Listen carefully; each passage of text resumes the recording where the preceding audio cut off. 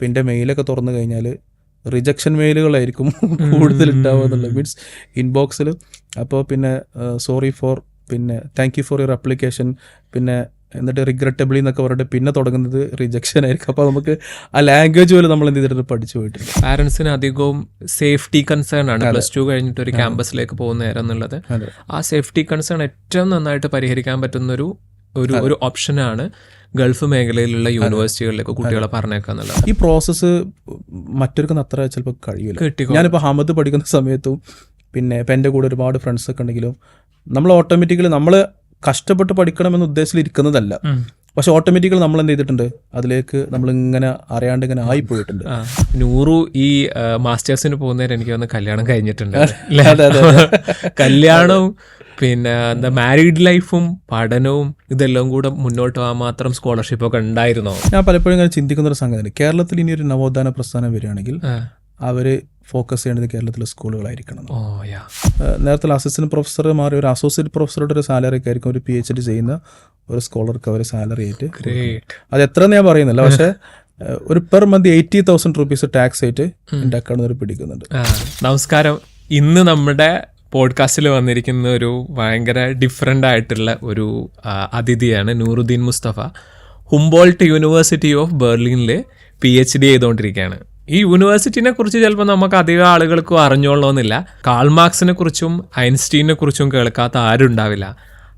അവരൊക്കെ പഠിച്ചിട്ടുള്ള ഒരു യൂണിവേഴ്സിറ്റിയിലേക്ക് കേരളത്തിൽ നിന്നുള്ള ഒരു സാധാരണ ബാക്ക്ഗ്രൗണ്ടിൽ നിന്ന് പഠിച്ചു പോയ ഒരാൾ അവിടെ എത്തിയിരിക്കുകയാണ്.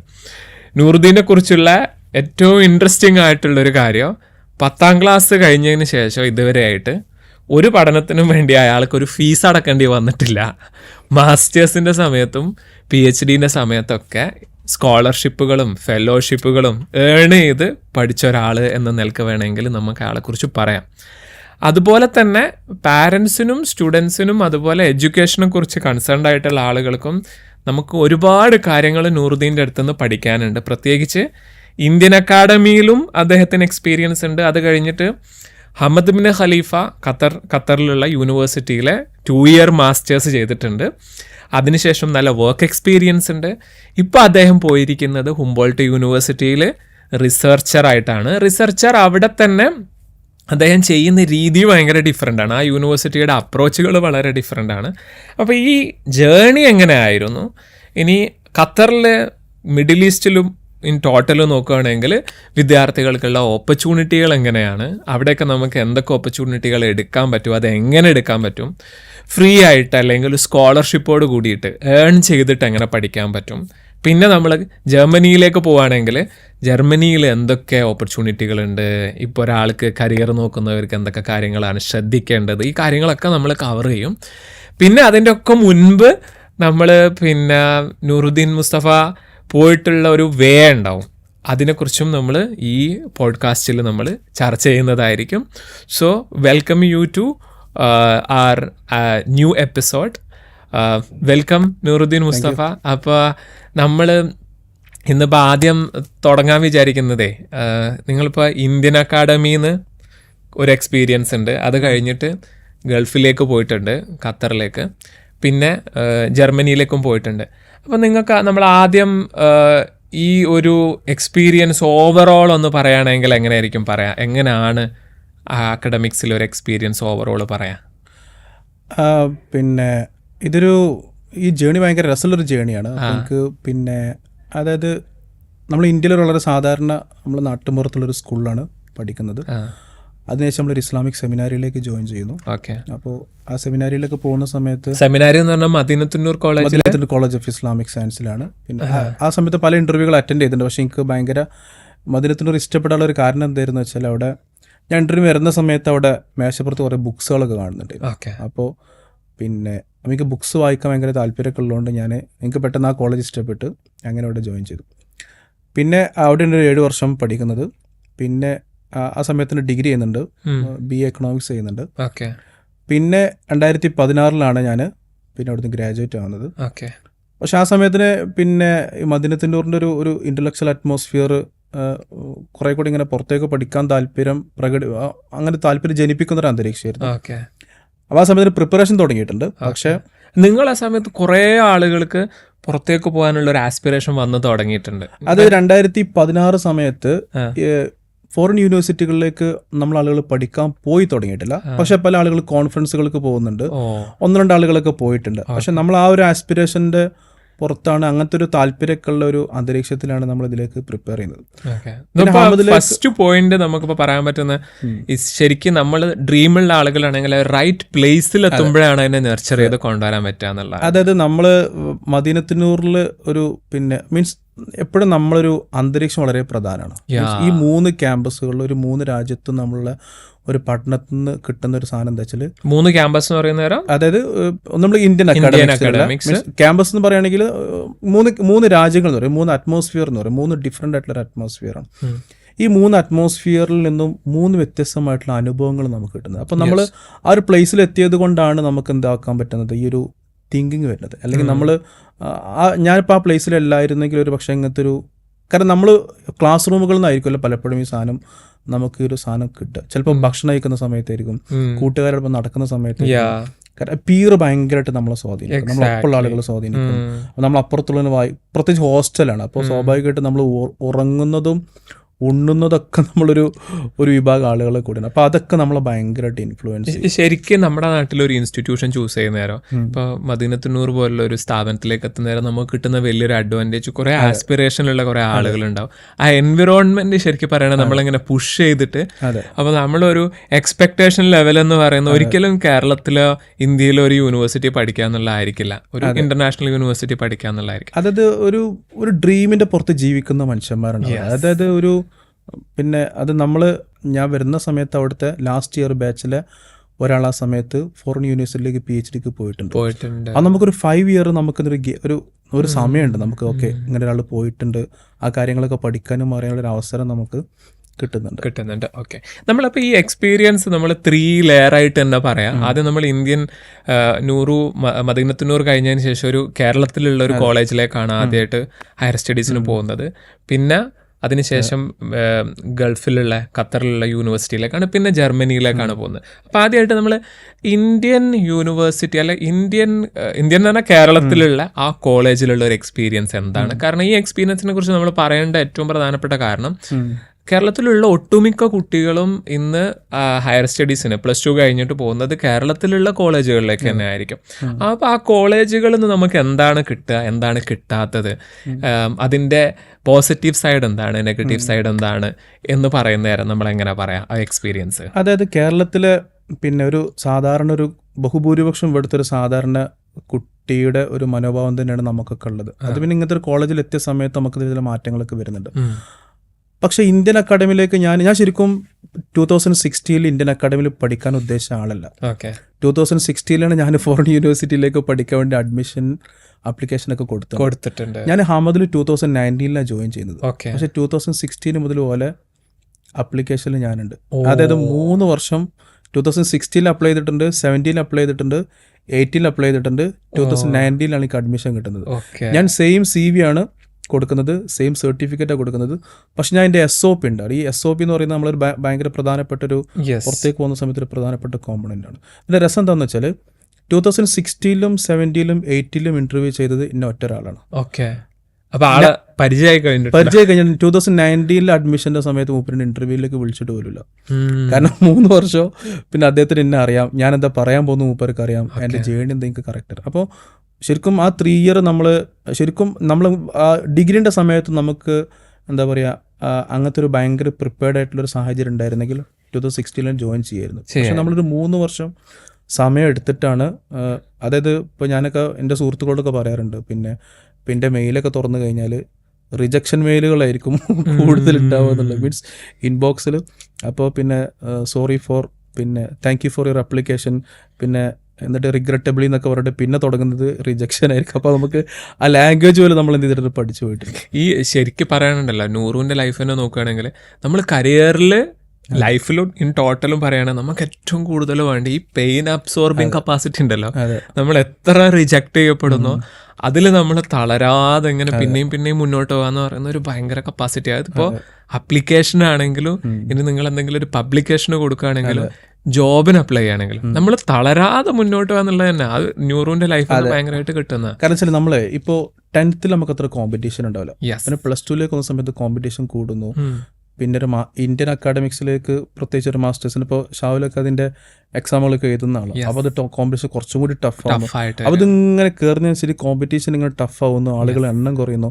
പക്ഷെ അവിടെ നമ്മൾ കോമ്പറ്റ് ചെയ്യുക എന്നുള്ളത് ഭയങ്കര പ്രധാനപ്പെട്ട ഒരു സാധനം. പിന്നെ ഞാൻ ഇന്ത്യൻ അക്കാഡമിയിൽ ഞാൻ പ്രധാനപ്പെട്ട യൂണിവേഴ്സിറ്റികളൊക്കെ അപ്ലൈ ചെയ്തിട്ടുണ്ട്. പക്ഷെ അവിടെ എനിക്ക് അഡ്മിഷൻ കിട്ടിയിട്ടില്ല. 2016 കിട്ടിയില്ല. പിന്നെ 17 18 ഞാൻ എന്ത് ചെയ്തിട്ടില്ല, ജോയിൻ. പിന്നെ കേരളത്തിലെ ഒരു കോളേജിലാണ് ഞാൻ എന്ത് ചെയ്യുന്നത്, മാസ്റ്റേഴ്സിന് ജോയിൻ ചെയ്തു. സബ്ജക്ട് ജോയിൻ ഞാൻ MA ഇസ്ലാമിക് സ്റ്റഡീസ്. അങ്ങനെ 2000 അവിടുത്തെ എക്സ്പീരിയൻസ് എങ്ങനെയായിരുന്നു എന്ന് പറയാൻ പറ്റുമോ? കേരളത്തിലെ ഒരു college experience, MA Islamic studies എന്ന് പറയുന്നേരം ഇൻ ടോട്ടൽ ആ കോളേജിലുള്ള എൻവിറോൺമെന്റും കൂടെ പറയാം. കേരളത്തിൽ അങ്ങനത്തെ ഒരു മീൻസ് അത് നമുക്ക് നമ്മൾ ഹമദിന്റെ ഒരു കാര്യം കൂടി പറയുമ്പോഴേ അത് കറക്റ്റ് നമുക്ക് മനസ്സിലാവുള്ളൂ. അതായത് പിന്നെ ഞാൻ ഹമദിലേക്ക് എത്തുന്ന സമയത്ത് ഒരു ഫസ്റ്റ് സെമസ്റ്റർ കേരളത്തിലെ അക്കാഡമിയിലേക്ക് പോകുന്ന സമയത്ത് എനിക്ക് പ്രത്യേകിച്ച് ഒരു പുതുമൊന്നും അനുഭവപ്പെടുന്നില്ല. മീൻസ് ഇവിടുന്ന് ഓൾറെഡി ഒരു 2016 വരെ ഒരു UG ഒക്കെ കഴിയുന്നുണ്ട്. പിന്നെ നമ്മളൊരു കേരളത്തിലേക്ക് തന്നെ പോകുന്ന സമയത്തൊരു മീൻസ് നമുക്കൊരു പ്രത്യേക വ്യത്യസ്തമൊന്നും ഫീൽ ചെയ്യുന്നില്ല. മീൻസ് നേരെ നമ്മൾ വരുന്നു, ക്ലാസ്സിലേക്ക് പോകുന്നു, പുസ്തകങ്ങൾ പഠിക്കുന്നു, അസൈൻമെന്റ് എഴുതുന്നു, എക്സാം എഴുതുന്നു, അതിന്റെ റിസൾട്ട് വരുന്നു, പിന്നെ എപ്പോഴെങ്കിലൊക്കെ എന്തെങ്കിലും കോൺഫറൻസുകളൊക്കെ അറ്റൻഡ് ചെയ്യുന്നു. ഒരു സ്വാഭാവികമായിട്ടുള്ളൊരു പ്രക്രിയയാണ് അതിനകത്തുള്ളത്. പ്രത്യേകിച്ച് നമുക്കൊരു ഈ 2019 വരെ പ്രത്യേകിച്ചൊരു പുതുമുള്ള കാര്യങ്ങളൊന്നും അതിനകത്തില്ല. പക്ഷെ കേരളത്തിൽ ഞാൻ പഠിച്ച കോളേജിൽ പിന്നെ എനിക്ക് അവരൊരു ഭയങ്കര ഫ്രീഡം തന്നിരുന്നു ചില കാര്യങ്ങളൊക്കെ ചെയ്യാൻ. അതൊരിക്കലും കോളേജിന്റെ സ്ട്രക്ചറിലുള്ള ഒരു സാധനമല്ല. മീൻസ് ആ കോളേജിന്റെ നിയമങ്ങൾക്ക് ആ സാധനം നിയമത്തിലുള്ളതല്ലത്. പക്ഷെ ആ ഒരു ഫാക്കൾട്ടിയുടെ ഒരു സ്പെഷ്യൽ ഇൻട്രസ്റ്റ് കാരണം അദ്ദേഹം ചില കാര്യങ്ങളിലൊക്കെ ചില എന്താ പറയുക ചില സ്വാതന്ത്ര്യമൊക്കെ അദ്ദേഹം നൽകി. അപ്പോൾ അത് ഭയങ്കരമായിട്ട് ഞാൻ ഉപയോഗപ്പെടുത്തി. അങ്ങനെ ഒരു എക്സാമിൻ്റെ സമയത്ത് എനിക്ക് ഡൽഹിയിലെ CSDS-ലൊരു 2 months എനിക്ക് പോകാനൊരു അവസരമൊക്കെ കിട്ടി. അപ്പോൾ അതൊക്കെ ആ ഒരു ഫാക്കൽറ്റിയുടെ പ്രത്യേകം താല്പര്യപ്രകാരമൊക്കെ കിട്ടിയത്. പിന്നെ നമ്മൾ ഹമദിലേക്ക് പോകുന്ന സമയത്താണ് ഇതിൻ്റെ ഒരു ശരിക്കും ഇത് രണ്ടും വ്യത്യാസം കറക്റ്റ് മനസ്സിലാവും. കാരണം നമ്മൾ നാട്ടിൽ നിന്ന് ഹമദ് ബിൻ ഖലീഫ യൂണിവേഴ്സിറ്റി ഖത്തറിൽ. അപ്പോൾ അത് ഖത്തർ ഫൗണ്ടേഷൻ യൂണിവേഴ്സിറ്റിയാണ്. അപ്പോൾ ഇത് എഡ്യൂക്കേഷൻ സിറ്റി എന്ന് പറയുന്ന വലിയൊരു പിന്നെ ഒരു കോമ്പൗണ്ടിലാണ്. ഇപ്പോൾ മിഡിൽ ഈസ്റ്റ് എന്നുള്ളത് ഇപ്പോൾ ഞാനിപ്പോൾ ഫസ്റ്റ് ഇവിടുന്ന് പോകുന്ന സമയത്ത് കാലിക്കറ്റ് എയർപോർട്ടിൽ നിന്ന് എമിഗ്രേഷനിലേക്ക് പോകുന്ന സമയത്ത് പിന്നെ അദ്ദേഹം ഇമിഗ്രേഷൻ ഓഫീസർ ചോദിക്കുന്നുണ്ട്, നിങ്ങൾ എന്താണ് എങ്ങോട്ടാണ് പോകുന്നത്? അപ്പോൾ ഞാൻ ഖത്തറിലേക്കാണ് പോകുന്നത്. അപ്പോൾ എന്തിനാണ് പോകുന്നത് ചോദിച്ചാൽ അപ്പോൾ പഠിക്കാൻ പോകുന്നത്. അപ്പോൾ അദ്ദേഹത്തിന് ഭയങ്കര കൗതുകം. കാരണം ഗൾഫിലേക്ക് ആരും പഠിക്കാൻ പോകണ്ടായിട്ട് പ്രത്യേകിച്ച് ഈ എയർപോർട്ട് തീരെ പോയിട്ടില്ല. അപ്പോൾ അദ്ദേഹത്തിന് ഭയങ്കര കൗതുകമായി. അപ്പോൾ മൂപ്പര് എന്താണ് കോഴ്സ് കാര്യങ്ങളെല്ലാം മൂപ്പര് പഠിച്ചു. ഇങ്ങോട്ട് മൂപ്പര് പറയുന്നുണ്ട് പിന്നെ ഞാൻ വളരെ അപൂർവമായിട്ടാണ് ഇങ്ങനത്തെ ഒരു സ്ഥാനത്തിൽ സീൽ ചെയ്തിട്ടുള്ളത് മൂപ്പര് പറയുന്നത്. അപ്പോൾ അങ്ങനത്തെ ഒരു സാധനം ഇല്ല. പക്ഷേ മിഡിൽ ഈസ്റ്റ് ഇപ്പോൾ വളരെ അടുത്ത കാലത്തായിട്ട് എഡ്യൂക്കേഷൻ്റെ ഭയങ്കര ഒരു ഹബ്ബാണ്. മീൻസ് ഒരുപാട് മിഡിൽ ഈസ്റ്റിൻ്റെ ഒരു ഓൺ യൂണിവേഴ്സിറ്റി എന്നുള്ള നിലക്കല്ല, പക്ഷെ ഒരുപാട് ഫോറിൻ യൂണിവേഴ്സിറ്റികൾ പിന്നെ മിഡിൽ ഈസ്റ്റിലേക്ക് വരുന്നുണ്ട്. ഇപ്പോൾ ഖത്തർ ഫൗണ്ടേഷൻ്റെതാണ് എഡ്യൂക്കേഷൻ സിറ്റി എന്ന് പറയുന്ന വലിയൊരു കോമ്പൗണ്ട്. അതിനകത്ത് ഏകദേശം 9 യൂണിവേഴ്സിറ്റികൾ, ടോട്ടൽ 9 യൂണിവേഴ്സിറ്റി. അതിൽ ഖത്തറിൻ്റെ ഓൺ യൂണിവേഴ്സിറ്റിയാണ് ഹമദ് ബിൻ ഖലീഫ യൂണിവേഴ്സിറ്റി. ബാക്കി 8 യൂണിവേഴ്സിറ്റിയും പിന്നെ ഫോറിൻ യൂണിവേഴ്സിറ്റികളുടെ ഓഫ് ക്യാമ്പസ്. അപ്പോൾ പല സൗത്ത് ഏഷ്യയിൽ നിന്ന് ഒരുപാട് സ്റ്റുഡൻസ് എന്ത് ചെയ്യുന്നത് വെച്ചാൽ ഈ യൂണിവേഴ്സിറ്റിക്ക് UGക്ക് വരുന്നുണ്ട്. ഇപ്പോൾ ജോർജ് ടൗണിലേക്ക് ഫോറിൻ സ്റ്റഡീസ് പഠിക്കാൻ, അതേപോലെ തന്നെ ടെക്സസിലേക്ക് പെട്രോളിയം എഞ്ചിനീയറിംഗ് ഒക്കെ പഠിക്കാൻ വരുന്നവർ, പിന്നെ കാർണിഗി മെലണിലേക്ക് IT പഠിക്കാൻ വരുന്നവർ, വെയിൽ കോർണറിലേക്ക് മെഡിസിൻ പഠിക്കാൻ വരുന്നവർ, പിന്നെ വിർജീനിയ കോമൺവെൽത്ത് യൂണിവേഴ്സിറ്റിയിലേക്ക് ഫൈൻ ആർട്സ് പഠിക്കാൻ വരുന്നവർ, അങ്ങനത്തെ വ്യത്യസ്തമായ നിങ്ങളുടെ എഡ്യൂക്കേഷൻ സിറ്റിയിലുള്ള യൂണിവേഴ്സിറ്റികളാണ്. അത് ഒരു ഇപ്പോൾ ജോർജ് ടൗൺ യൂണിവേഴ്സിറ്റിയുടെ മുഴുവൻ ഡിപ്പാർട്ട്മെന്റ് അവിടെ അല്ല. ആ യൂണിവേഴ്സിറ്റിയുടെ ബെസ്റ്റ് അപ്പോൾ ജോർജ് ടൗണിന്റെ ഗ്ലാമറസ് ഡിപ്പാർട്ട്മെന്റ് ആണ് ഫോറിൻ സ്റ്റഡീസും ഹിസ്റ്ററി ഹ്യൂമാനിറ്റീസ് പോലത്തെ സാധനങ്ങൾ. അപ്പോൾ ആ ഡിപ്പാർട്ട്മെന്റ് അവർ മിഡിൽ ഈസ്റ്റിലേക്ക് കൊണ്ടുവന്നു. North western university glamorous department ആണ് പിന്നെ മീഡിയ ആൻഡ് കമ്മ്യൂണിക്കേഷൻസ്. അപ്പോൾ ആ ഡിപ്പാർട്ട്മെന്റ് അവിടെ കൊണ്ടുവന്നു. അങ്ങനെ ബെസ്റ്റ് ഓരോ യൂണിവേഴ്സിറ്റിയുടെയും ബെസ്റ്റ് ഡിപ്പാർട്ട്മെന്റുകളെ ഒരു ഓഫ് ക്യാമ്പസ് ആയിട്ട് അവർ എന്ത് ചെയ്തിട്ടുണ്ട് ഇവരൊക്കെ കൊണ്ടുപോകും. ഇതിപ്പോ ഖത്തറിൽ മാത്രമല്ല, UAE-ലുണ്ട്, സൗദിയിലുണ്ട്, ബാക്കി മിഡിൽ ഈസ്റ്റിലെ ഒമാനിലുണ്ട്. ഈ കൺട്രികളിലേക്കൊക്കെ ഓഫ് ക്യാമ്പസുകളും വന്നിട്ടുണ്ട്. അതുപോലെ തന്നെ ഈ കൺട്രികളൊക്കെ ഓൺ യൂണിവേഴ്സിറ്റീസും. ശരിക്കും പറയുകയാണെങ്കിൽ മിഡിൽ ഈസ്റ്റ് അവരുടെ ഒരു പൊളിറ്റിക്കൽ എക്കോണമി എന്ന് പറയുന്ന അല്ലെങ്കിൽ ഒരു എക്കണോമിക് സിസ്റ്റം എന്ന് പറയുന്നത് ആ ഡോളറിന് മാറിയിട്ട് ഇപ്പൊ ടൂറിസം എടുത്തതുപോലെ തന്നെ എഡ്യൂക്കേഷനെയും ടെക്നോളജിനെയും അവർ ഭയങ്കരമായിട്ട് ഇന്റഗ്രേറ്റ് ചെയ്തിട്ടുണ്ട്. അതായത് ഇപ്പോൾ ഈ US ഇപ്പോൾ യൂണിവേഴ്സിറ്റികൾക്കിടയിലൊരു പിന്നെ മീൻസ് യൂണിവേഴ്സിറ്റി ഫണ്ട് കട്ടുന്നൊരു ഇഷ്യൂ ഒക്കെ വന്ന സമയത്ത് ഈ ടെക്സസ് യൂണിവേഴ്സിറ്റിക്ക് അവരെ കോൺട്രാക്ട് അവസാനിപ്പിക്കേണ്ടി വന്നു ഖത്തറിൽ. ഓക്കെ. പക്ഷെ ഖത്തറിന് അത് ഭയങ്കര ബുദ്ധിമുട്ടായില്ല. കാരണം ഖത്തറിന് ഓൾറെഡി അവിടെ ഹമദ് ബിൻ ഖലീഫ യൂണിവേഴ്സിറ്റി ഉണ്ട്. അപ്പോൾ ഒരു 2027-28 മുതൽ അവർ ടെക്സസിനെ നേരെ എന്താ ചെയ്യുന്നത്, ആ കോൺട്രാക്ട് അവസാനിപ്പിച്ചിട്ട് പുതിയൊരു ഡിപ്പാർട്ട്മെന്റ് ഇവിടെ സ്റ്റാർട്ട് ചെയ്യുക ചെയ്യുന്നത്.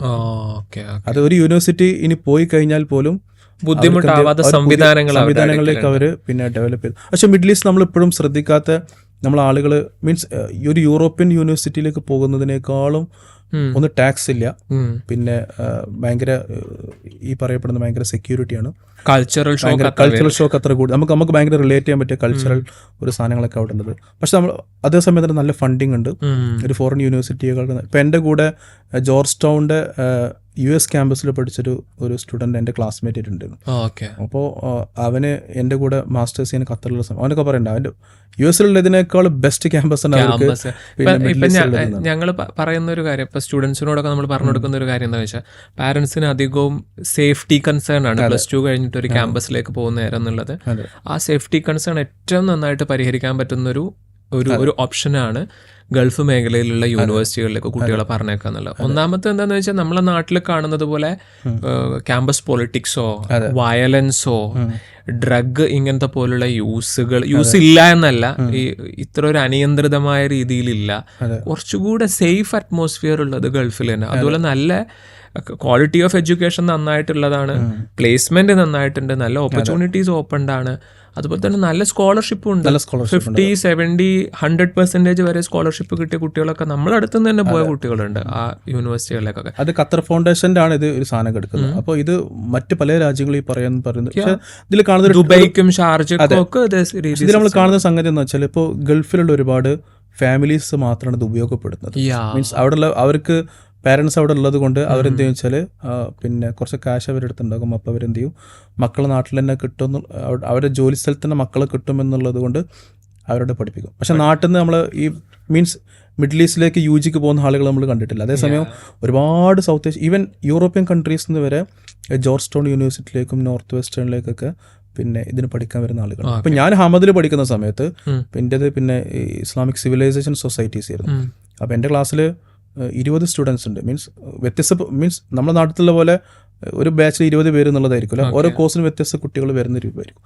അപ്പോൾ അത് എൻ്റെ ക്ലാസ് 20 കുട്ടികളിൽ 15 രാജ്യക്കാരാണ്. അത് ഹമദിൻ്റെ ഓൺ യൂണിവേഴ്സിറ്റിയിലേക്ക് അവർ എന്ത് ചെയ്യാണ് പഠിക്കാൻ. അതിൽ പലരും മീൻസ് യൂറോപ്യൻ അമേരിക്കൻ യൂണിവേഴ്സിറ്റിയിൽ നിന്ന് ഒരു മാസ്റ്റേഴ്സ് കഴിഞ്ഞ് വരുന്ന ആളുകളാണ്. അപ്പോൾ ആ ട്രെൻഡ് അവർക്കിടയിൽ ഭയങ്കരമായിട്ടുണ്ട്. അപ്പോൾ എൻ്റെ കൂടെ ആ സമയത്ത് ആഫ്രിക്കൻസ് ഉണ്ട്, പിന്നെ ലാറ്റിൻ അമേരിക്കയിൽ നിന്നുള്ള ആളുകളുണ്ട്, പിന്നെ നോർത്ത് അമേരിക്കയിലുള്ളവരുണ്ട്, യൂറോപ്പിൻ്റെ വിവിധ രാജ്യങ്ങളിലുള്ളവരുണ്ട്, സൗത്ത് ഏഷ്യയിൽ നിന്നുണ്ട്. മലയാളികളായിട്ട് ഞങ്ങൾ 1-2 പേര് മാത്രമേ ഉള്ളൂ. ഇന്ത്യക്കാർ വരെ എനിക്ക് തോന്നുന്നു എൻ്റെ ബാച്ചിൽ വന്നൊരു ബീഹാറിലുള്ളൊരു ഷാരിഖ് അങ്ങനെ മറ്റാരുണ്ട്. ഇതിന്റെ ഒരു അഡ്വാൻറ്റേജ് കൂടെ എന്താണെന്ന് വെച്ചാൽ, നിങ്ങൾക്ക് യൂറോപ്പിൽ കിട്ടുന്ന ക്വാളിറ്റി ഓഫ് എഡ്യൂക്കേഷൻ അത്ര എക്സ്പെൻസ് ഇല്ലാതെ ഒരു റിലേറ്റീവ്ലി സേഫ് എൻവയറോൺമെന്റിൽ കുറച്ചുകൂടി അടുത്തായിട്ട് നിങ്ങൾക്ക് ചെയ്യാൻ പറ്റും എന്നുള്ളതാണ്. ഞാനിപ്പോ ജർമ്മനി പോയ സമയത്ത് പിന്നെ ഞാൻ നേരത്തെ പറഞ്ഞ രൂപത്തിലേക്ക് പെട്ടെന്ന് കൾച്ചറൽ ഷോക്ക് വരുന്നൊന്നുമില്ല. മീൻസ് അവിടുത്തെ ഒരു ജീവിത സാഹചര്യങ്ങളിൽ ഉണ്ടാകുന്നൊരു മാറ്റം. പക്ഷെ അക്കാഡമിക്സിൽ നമുക്കൊരു ഷോക്ക് വരുന്നില്ല. അപ്പോൾ ഈ മിഡിൽ ഈസ്റ്റ്, ഞാൻ നേരത്തെ പറഞ്ഞ മിഡിൽ ഈസ്റ്റിനായിട്ടൊരു ഓൺ യൂണിവേഴ്സിറ്റി, ഒരു ഓൺ ഇൻ്റലക്ച്വൽ ട്രഡീഷൻ ഒന്നുമില്ല. പക്ഷെ അവർ ചെയ്യുന്നതെന്ന് വെച്ചാൽ ഇങ്ങനെ ഫോറിൻ യൂണിവേഴ്സിറ്റികൾ അവർ ഇങ്ങോട്ട് കൊണ്ടുവരുന്നു. എന്നിട്ട് അതിലേക്ക് അവർ എന്ത് ചെയ്യുന്നു, ഈ മൊറാലിറ്റി പോലത്തെ സാധനങ്ങൾ അതിലേക്ക് അവർ ഇന്റഗ്രേറ്റ് ചെയ്തിട്ട് ഒരു സിസ്റ്റം അത് ഭയങ്കര ക്വാളിറ്റി. അതായത് ഇപ്പോൾ അവിടുത്തെ പല യൂണിവേഴ്സിറ്റികളുടെയും ഇപ്പോൾ എനിക്ക് ഓർമ്മയുണ്ട് എൻ്റെ യൂണിവേഴ്സിറ്റിയിലൊക്കെ പിന്നെ അതായത് US ഹൈലി പെയ്ഡ് ആയിട്ടുള്ള റെപ്യൂട്ടഡ് ആയിട്ടുള്ള ഫാക്കൽറ്റീസിനൊക്കെ അവർ ഇങ്ങോട്ട് കൊണ്ടുവരും. അപ്പോൾ ഫാക്കൽറ്റീസ് വരാനുള്ള ഒന്നാമത്തെ കാരണം ഒന്ന് സാലറിക്ക് ടാക്സ് ഇല്ലാത്തത് കൊണ്ട് അവർ പിന്നെ നന്നായിട്ട് വരും. പിന്നെ ഇവിടെ ലോങ് കോൺട്രാക്റ്റുകൾ, ഒരുപാട് സോഷ്യൽ ബെനിഫിറ്റ്സുകളും കാര്യങ്ങളും അവർക്ക് കിട്ടുന്നുണ്ട്. അപ്പോൾ നല്ല ഫാക്കൽറ്റീസ് മീൻസ് ഇപ്പോൾ ജോർജ് ടൗണിലാണെങ്കിലും ഹമദിലാണെങ്കിൽ പോലും ലോകത്തിലെ ബെസ്റ്റ് ഫാക്കൽറ്റീസാണുള്ളത്. അത് അവർ ലീവ് എടുത്തിട്ടോ, ഇപ്പോൾ എനിക്ക് ഓർമ്മയുടെ ഹമദിൻ്റെ സ്റ്റാർട്ടിങ്ങിലൊക്കെ പിന്നെ ലോകത്ത് വളരെ റെപ്യൂട്ടഡ് ആയിട്ടുള്ള ഓക്സ്ഫോർഡിലെ ഒരു ചെയറിനാണ് അവരെന്ത് ചെയ്യുന്നത് ഇങ്ങോട്ട് ഫാക്കൽറ്റി ആയിട്ട് കൊണ്ടുവരുന്നത്. അപ്പോൾ അത്രയും റെപ്യൂട്ടഡ് യൂണിവേഴ്സിറ്റിയിൽ ഇപ്പോൾ എനിക്ക് ജോണാഥൻ ബ്രൗൺ എന്ന് പറയുന്നൊരു ഫാക്കൽറ്റി ഉണ്ടായിരുന്നു. അപ്പോൾ അദ്ദേഹം മീൻസ് ഇസ്ലാമിക് സ്റ്റഡീസിലൊക്കെ ഭയങ്കര റെപ്യൂട്ടഡ് ഫിഗറാണ്. അതായത് ഇവർക്ക് അത്രയും ക്യാഷ് ഇൻവെസ്റ്റ് ചെയ്യാൻ ഗൾഫ് രാജ്യങ്ങളിലുണ്ട്. അവരിപ്പോൾ അവരുടെ ഒരു റിസർവ് സ്പെൻഡ് ചെയ്തുകൊണ്ടിരിക്കുന്നത് എഡ്യൂക്കേഷൻ, അതായത് എഡ്യൂക്കേഷനിൽ അത്രയും ആളുകൾ ഇങ്ങോട്ട് വരിക. മീൻസ് അവരിപ്പോൾ പെട്രോളിയത്തിൽ നിന്നൊക്കെ മാറിയിട്ട് അവർ പുതിയൊരു ഒരു നീശയെ കണ്ടെത്തുകയാണ്. അതെ, അവരിപ്പോ സ്പോർട്സിൽ അവർ കുറെ സ്പോർട്സിലുണ്ട്, എഡ്യൂക്കേഷനിൽ മുന്നേറിയിട്ടുണ്ട്. പക്ഷെ നമ്മൾ എന്ത് ചെയ്തിട്ടില്ല, നോട്ടീസ് ചെയ്തിട്ടില്ല എന്നാണ് പറയാം. ഇതിലെ ആളുകൾക്കൊക്കെ അറിയാൻ താല്പര്യം ഉണ്ടാകാം, മാസ്റ്റേഴ്സിന് ഹമദ് ബിൻ ഖലീഫ യൂണിവേഴ്സിറ്റിയിലേക്കാണ് നൂറ് പോകുന്നത്.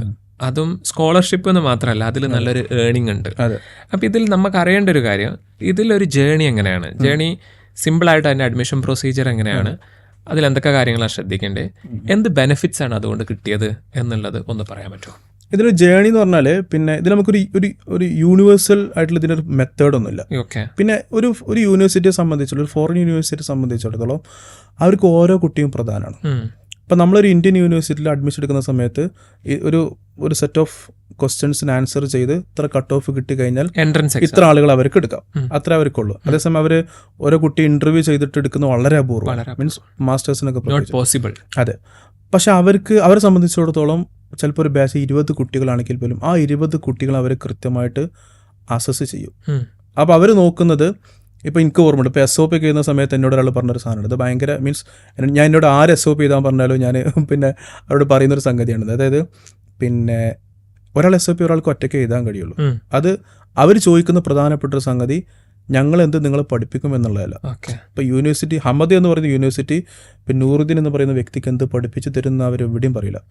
അവർ ചോദിക്കുന്നത് what you can contribute to the intellectual atmosphere of this university.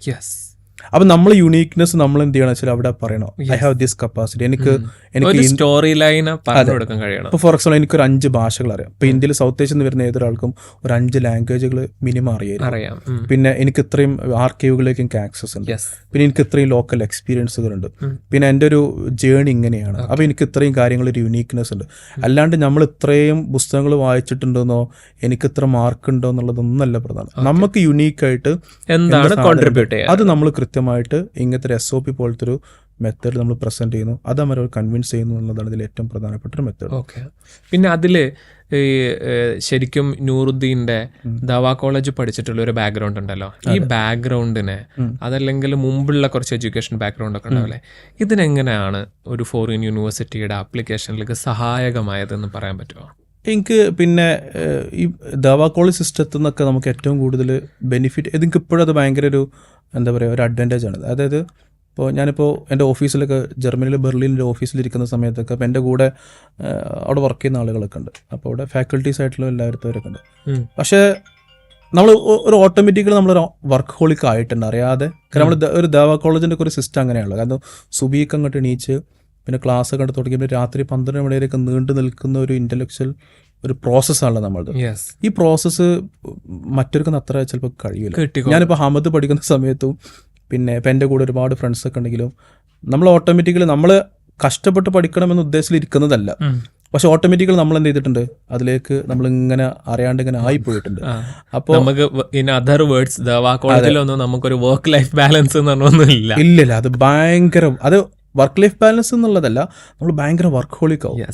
അത് നമ്മളിപ്പോൾ പഠിച്ചാലും ഇല്ലെങ്കിലും ഓട്ടോമാറ്റിക്കലി ഒരു മെഷീന് പോലെ ഇങ്ങനെ വർക്ക് ചെയ്തുകൊണ്ടിരിക്കും. അപ്പം എന്താ വെച്ചാൽ ഇപ്പം എനിക്ക് ഓർമ്മയുണ്ട്, എൻ്റെ ഹമദിലെ ഫാക്കൽറ്റീസൊക്കെ പറയുന്നത് അത് സൗത്ത് ഏഷ്യയിൽ നിന്ന് വരുന്ന, പ്രത്യേകിച്ച് കേരളത്തിൽ നിന്ന് വരുന്നവരൊക്കെ ഭയങ്കര വർക്ക് ഹോളിക്കാണെന്ന് പറയും. കാരണം അവർക്ക് ഇപ്പം ഞാൻ എൻ്റെ ലാസ്റ്റ് തിസീസ് ഡിഫെൻസിൻ്റെ സമയത്തൊക്കെ, മാസ്റ്റർ തിസീസ് സമയത്തൊക്കെ എൻ്റെ സൂപ്പർവൈസറോട് വേറെ ഒരു പ്രൊഫസർ ചോദിക്കുന്നുണ്ട്, അത് നിങ്ങൾക്ക് എവിടെ നിന്നാണ് ഇങ്ങനെ വർക്ക് ഹോളിക്കായ കുട്ടികൾ. അപ്പോൾ എൻ്റെ കൂടെ ആ സമയത്ത് 2-3 മലയാളികളായിട്ടുള്ള ഈ ദവാ കോളേജ് ബാക്ക്ഗ്രൗണ്ടിൽ നിന്ന് വന്ന ആളുകളുണ്ട്. അപ്പോൾ നമ്മൾ കൂടുതൽ പഠിക്കുക എന്നുള്ളതല്ല, പക്ഷേ ആ കൾച്ചർ ഓട്ടോമാറ്റിക്കലി നമ്മുടെ ഉള്ളിലേക്ക് ഇങ്ങനെ വന്നിട്ടുണ്ട്. അപ്പോൾ ഇത് നമ്മൾ ക്രിയേറ്റീവായിട്ട് യൂസ് ചെയ്യുകയാണെങ്കിൽ നമുക്ക് പല കാര്യങ്ങളും ചെയ്യാൻ പറ്റും എന്നുള്ളതാണ്. അത് നമ്മൾ കൃത്യമായിട്ട് നമ്മൾ യൂസ് ചെയ്യുക.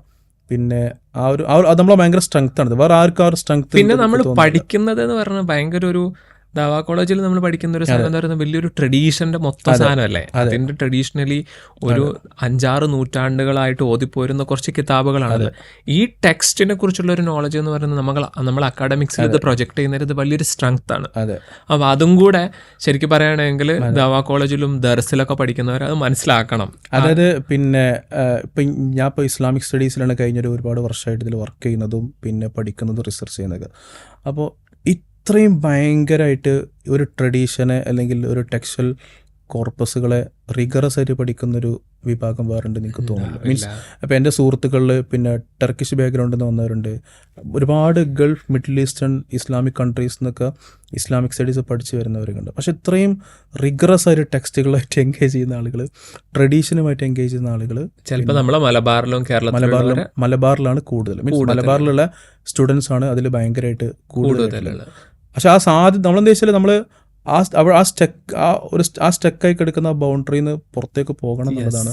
മീൻസ് ഒരുപാട് ഓപ്പർച്യൂണിറ്റീസ് ഉണ്ട്, ഒരുപാട് സാധ്യതകളുണ്ട്. പിന്നെ നമ്മൾ ഇന്ത്യ പോലെ ഒന്നല്ല, ഒരുപാട് മില്യൺസ് ഓഫ് ഫണ്ടുകളാണ്. ഇപ്പൊ എനിക്ക് ഹമദിൽ ഫണ്ട് ചെയ്തിട്ടുള്ളത്, ജർമ്മനി ഫണ്ട് ചെയ്തിട്ടുള്ളതൊക്കെ ഗവൺമെന്റ് ആണ്.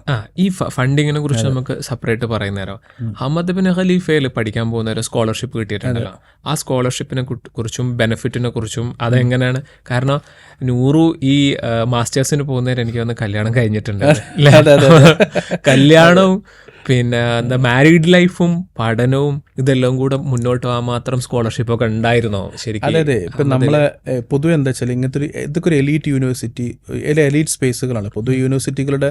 പ്രത്യേകിച്ച് ഒരു പ്രീമിയം യൂണിവേഴ്സിറ്റികൾ എന്നൊക്കെ പറയുന്നത് നമ്മുടെ ക്ലാസ് റൂമൊക്കെ എടുത്ത് നോക്കുകയാണെങ്കിൽ അതിലൊരു നല്ലൊരു 70% ഒക്കെ എലീറ്റ് ആയിരിക്കും.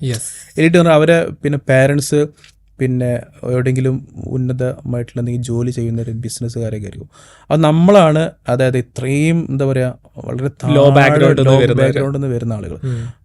പിന്നെ അപ്പോൾ നമ്മൾ ഈ ലോ ബാക്ക്ഗ്രൗണ്ടിൽ നിന്നൊക്കെ വരുന്ന സമയത്ത് നമ്മളെ സംബന്ധിച്ചുള്ള ഈ ക്യാഷൊക്കെ ഭയങ്കര പ്രധാനമാണ്. നമുക്ക് അക്കാഡമിക്സിനേക്കാളും നമുക്ക് സർവൈവ് ചെയ്യാൻ പറ്റുമോ എന്നുള്ളതാണ് ഏറ്റവും പ്രധാനപ്പെട്ട ഒരു സംഗതി. അപ്പോൾ നമ്മൾ ഈ സാധനം എന്തായാലും നമ്മൾ കാൽക്കുലേറ്റ് ചെയ്യും. അപ്പോൾ ഞാനിപ്പോൾ 2 കാര്യങ്ങളാണ് പുറത്തേക്ക് അഡ്മിഷന് പോകുന്ന സമയത്ത് ശ്രദ്ധിക്കൽ. ഒന്ന്, നമുക്കും നമുക്ക് ഫാമിലിക്കും സർവൈവ് ചെയ്യാനുള്ള എമൗണ്ട് അതിൽ നിന്ന് കിട്ടുന്നുണ്ടോ. രണ്ടാമതായിട്ട് നമുക്ക് ഇത്രയും എനിക്ക് പെട്ടെന്ന് വീട്ടിലേക്കൊക്കെ വരണമെങ്കിലൊക്കെ, അപ്പോൾ ഞാൻ ആദ്യം നോക്കൽ, ഇപ്പോൾ ബെർലിനിൽ പോകുന്ന സമയത്ത് അഡ്മിഷൻ കിട്ടിയെന്ന് പറയുന്ന സമയത്ത് ഞാൻ ഫസ്റ്റ് നോക്കുന്നത് ബെർലിൻ ടു കാലിക്കറ്റ് ഫ്ലൈറ്റും അതിൻ്റെ ദൂരത്തുണ്ട് എന്നുള്ളതൊക്കെയാണ്. കാരണം നമുക്ക് ഫാമിലി അത്രയും ഇമ്പോർട്ടൻ്റ് ആണ്, ഭയങ്കര ഇമ്പോർട്ടൻ്റ് ആണ്. കാരണം നമ്മൾ അത്രയും ഫാമിലിയുമായിട്ട് ഇങ്ങനെ നമ്മൾ ഏകദേശം എല്ലാവരുടെ ജീവിതം അങ്ങനെയൊക്കെ തന്നെയാണല്ലോ. അപ്പോൾ അത് ഭയങ്കരമായിട്ട് നല്ലൊരു എമൗണ്ട് ഉണ്ട്. ഇപ്പോൾ ഞാനിപ്പോൾ എത്രയെന്നുള്ളത് ഇപ്പോൾ പറഞ്ഞാൽ ശരിയാവുമെന്നറിയില്ല. പക്ഷേ ഒരു നാട്ടിലൊരു അസിസ്റ്റൻറ്റ് പ്രൊഫസർക്ക് കിട്ടുന്നൊരു സാലറിയൊക്കെ ഒരു മാസ്റ്റേഴ്സിന് സ്റ്റൈപ്പൻഡ് ആയിട്ട് നിങ്ങൾക്ക് ഒരു എക്സ്ട്രാ ബാലൻസ് ആയിട്ട് തന്നെ കിട്ടും. അത് പോക്കറ്റ് മണിയാണ്. ഹമദിലുള്ളത് എന്താ വെച്ചാൽ ഇപ്പോൾ ഹമദിൽ ഇതെല്ലാം പൊതുവെ മിഡിൽ ഈസ്റ്റേൺ യൂണിവേഴ്സിറ്റികൾ പിന്നെ ഫുഡ് അക്കോമഡേഷൻ പൊതുവെ അവരെ യൂണിവേഴ്സിറ്റിൻ്റെ ഒരു സാധനമായിട്ടുണ്ടാവും. കാരണം യൂണിവേഴ്സിറ്റി സ്പേസിനകത്ത് തന്നെ ഹോസ്റ്റലും കാര്യങ്ങളൊക്കെ ഉള്ളതുകൊണ്ട് അത് നമുക്കുണ്ടാവും. പിന്നെ ടാക്സ് അടക്കേണ്ട ആവശ്യമില്ല. പിന്നെ ഭക്ഷണത്തിന് ചെറിയ ചിലവ് മാത്രമേ നമുക്ക് വരുന്നുള്ളൂ. പിന്നെ ആനുവൽ ഫ്ലൈറ്റ് ടിക്കറ്റ് ഫീ, ട്യൂഷൻ ഫീ നമുക്ക് അടക്കേണ്ടത് അത് ബൈ ഡിഫോൾട്ട് 100% നമുക്ക് വേവ് ചെയ്ത്. ഇതൊക്കെ കഴിഞ്ഞിട്ട് ഒരു അസിസ്റ്റന്റ് പ്രൊഫസർ ഒരു എമൗണ്ട് നമുക്ക് ബാലൻസ് ആയിട്ട് ഏകദേശം വരും എന്ന് പറയാം. ആ എമൗണ്ട് നമുക്ക് പോക്കറ്റിലേക്ക് ഉള്ളതാണ്. അത് നമുക്കൊരു ഭക്ഷണത്തിന് മാത്രമേ നമുക്ക് ചിലവ് വരുന്നുള്ളൂ. ആനുവൽ ഫ്ലൈറ്റ് ടിക്കറ്റ് അവർ തരും. മീൻസ് നമുക്ക് ആദ്യം യൂണിവേഴ്സിറ്റിയിലേക്ക് പോകാനുള്ളത് മുതൽ, പിന്നെ ഞാനിപ്പോൾ ഹമദിൽ ദോഹ എയർപോർട്ടിൽ ഇറങ്ങുന്ന സമയത്ത് ബോർഡ് പിടിച്ചിട്ട് ഒരാൾ നിൽക്കുന്നുണ്ട്. അപ്പോൾ ജീവിതത്തിൽ നമ്മൾ ആദ്യമായിട്ട് കിട്ടുന്ന പഠിക്കാൻ വേണ്ടി ഒരാളൊക്കെ ഇങ്ങനെ കാത്തിരിക്കാന്ന് പറയുന്നത്, നമ്മളൊരു വലിയൊരു VIP ഗസ്റ്റായി പോകുന്ന സമയത്തൊക്കെ ഒരാൾ കാത്തിരിക്കുന്നുണ്ടാവും. അല്ലെങ്കിൽ നമ്മൾ ട്രാവൽ ഏജന്റിലൊക്കെ വിളിച്ചിട്ട് വലിയ ടൂർ പാക്കേജിൽ പോകണമെങ്കിലൊക്കെ ഉണ്ട്. പക്ഷേ ഇവിടുന്ന് മാസ്റ്റേഴ്സ് പഠിക്കാൻ വന്ന ഒരാളെ ഖത്തർ ഫൗണ്ടേഷന്റെ കാറിൽ വന്നിട്ട് ഒരു ഡ്രൈവർ വെയിറ്റ് ചെയ്യാണ്. അപ്പോൾ പിന്നെ അത്രയും ഫെസിലിറ്റീസ് അവർ എന്ത് ചെയ്യും നമുക്ക് ഒരുക്കി തരുന്നുണ്ട് എന്നുള്ളതാണ്. അപ്പോൾ ഈ ഹോസ്റ്റലുകളെല്ലാം മാറ്റിയാൽ പോലും അവർ നമുക്ക് ഈ നാട്ടിലുള്ള ഈ ഒരു എമൗണ്ട് നമുക്ക് നമുക്ക് സ്റ്റൈപ്പൻഡ് ആയിട്ട് നമുക്ക് കിട്ടുന്നുണ്ട് 2 ഇയേഴ്സിലേക്ക്. ഇതിൽ ഒരു കാര്യം ആൾക്കാർക്കൊക്കെ അറിയാൻ താല്പര്യമുണ്ടാവും. നിങ്ങൾ മാസ്റ്റേഴ്സ് പഠിക്കുന്ന സമയത്ത് നിങ്ങളുടെ ക്ലാസ്മേറ്റ് ആയിട്ട് കുറേ ആളുകൾ ഉണ്ടാവുമല്ലോ. ഇപ്പൊ കേരളത്തിലൊക്കെ സാധാരണ ഒരു ജേണി എന്ന് പറഞ്ഞാൽ 10, +2, ഡിഗ്രി, പിന്നെ മാസ്റ്റേഴ്സ്, ഇങ്ങനെ എന്ന് പറഞ്ഞ് പഠിച്ചു പോകുന്നതായിരിക്കും. അതിൻ്റെ ഇടയ്ക്ക് ഇവരൊക്കെ ബാക്ക്ഗ്രൗണ്ട് എങ്ങനെ, ഇവരൊക്കെ ഏത് ഒരു രീതിയിലാണ് അവിടെ പഠിച്ചെത്തുന്നത്? അതായത് 2 രൂപത്തിലുള്ള ആളുകളുണ്ട്. ഒന്ന്, ഇത് ഭയങ്കരമായിട്ട് ഈ ലീനിയർ സീക്വൻസിൽ ഇങ്ങനെ പോകുന്ന ആളുകൾ, അതായത് ആഫ്റ്റർ സ്കൂൾ പിന്നെ ഹയർ സെക്കൻഡറി, 12 ഡിഗ്രി, പിന്നെ അങ്ങനെ പഠിച്ചു. അത് എക്സ്ട്രാ ബ്രില്യൻ്റ് ആയിരിക്കും. പിന്നെ എക്സ്ട്രാ അതേസമയം വേറൊരു കൂട്ടരുണ്ട്. പക്ഷെ എനിക്ക് ഭയങ്കര റെസ്പെക്ട് തോന്നുന്നത്, എനിക്ക് പിന്നെ എന്താ പറയുക, ഭയങ്കര രസകരമായ ജേണി ഉള്ളത് അവരുടെ രണ്ടാമത്തെ കൂട്ടർ. അതായത് അവര് പിന്നെ ആദ്യൊരു സ്കൂൾ കഴിയുന്നു, പിന്നെ ഡിഗ്രിക്ക് ജോയിൻ ചെയ്യുന്നു. ഡിഗ്രി കഴിഞ്ഞാൽ അവർ പിന്നെ ഗ്യാപ്പ് എടുക്കും, പർപ്പസ്ഫുള്ളി ഗ്യാപ്പ് എടുക്കും.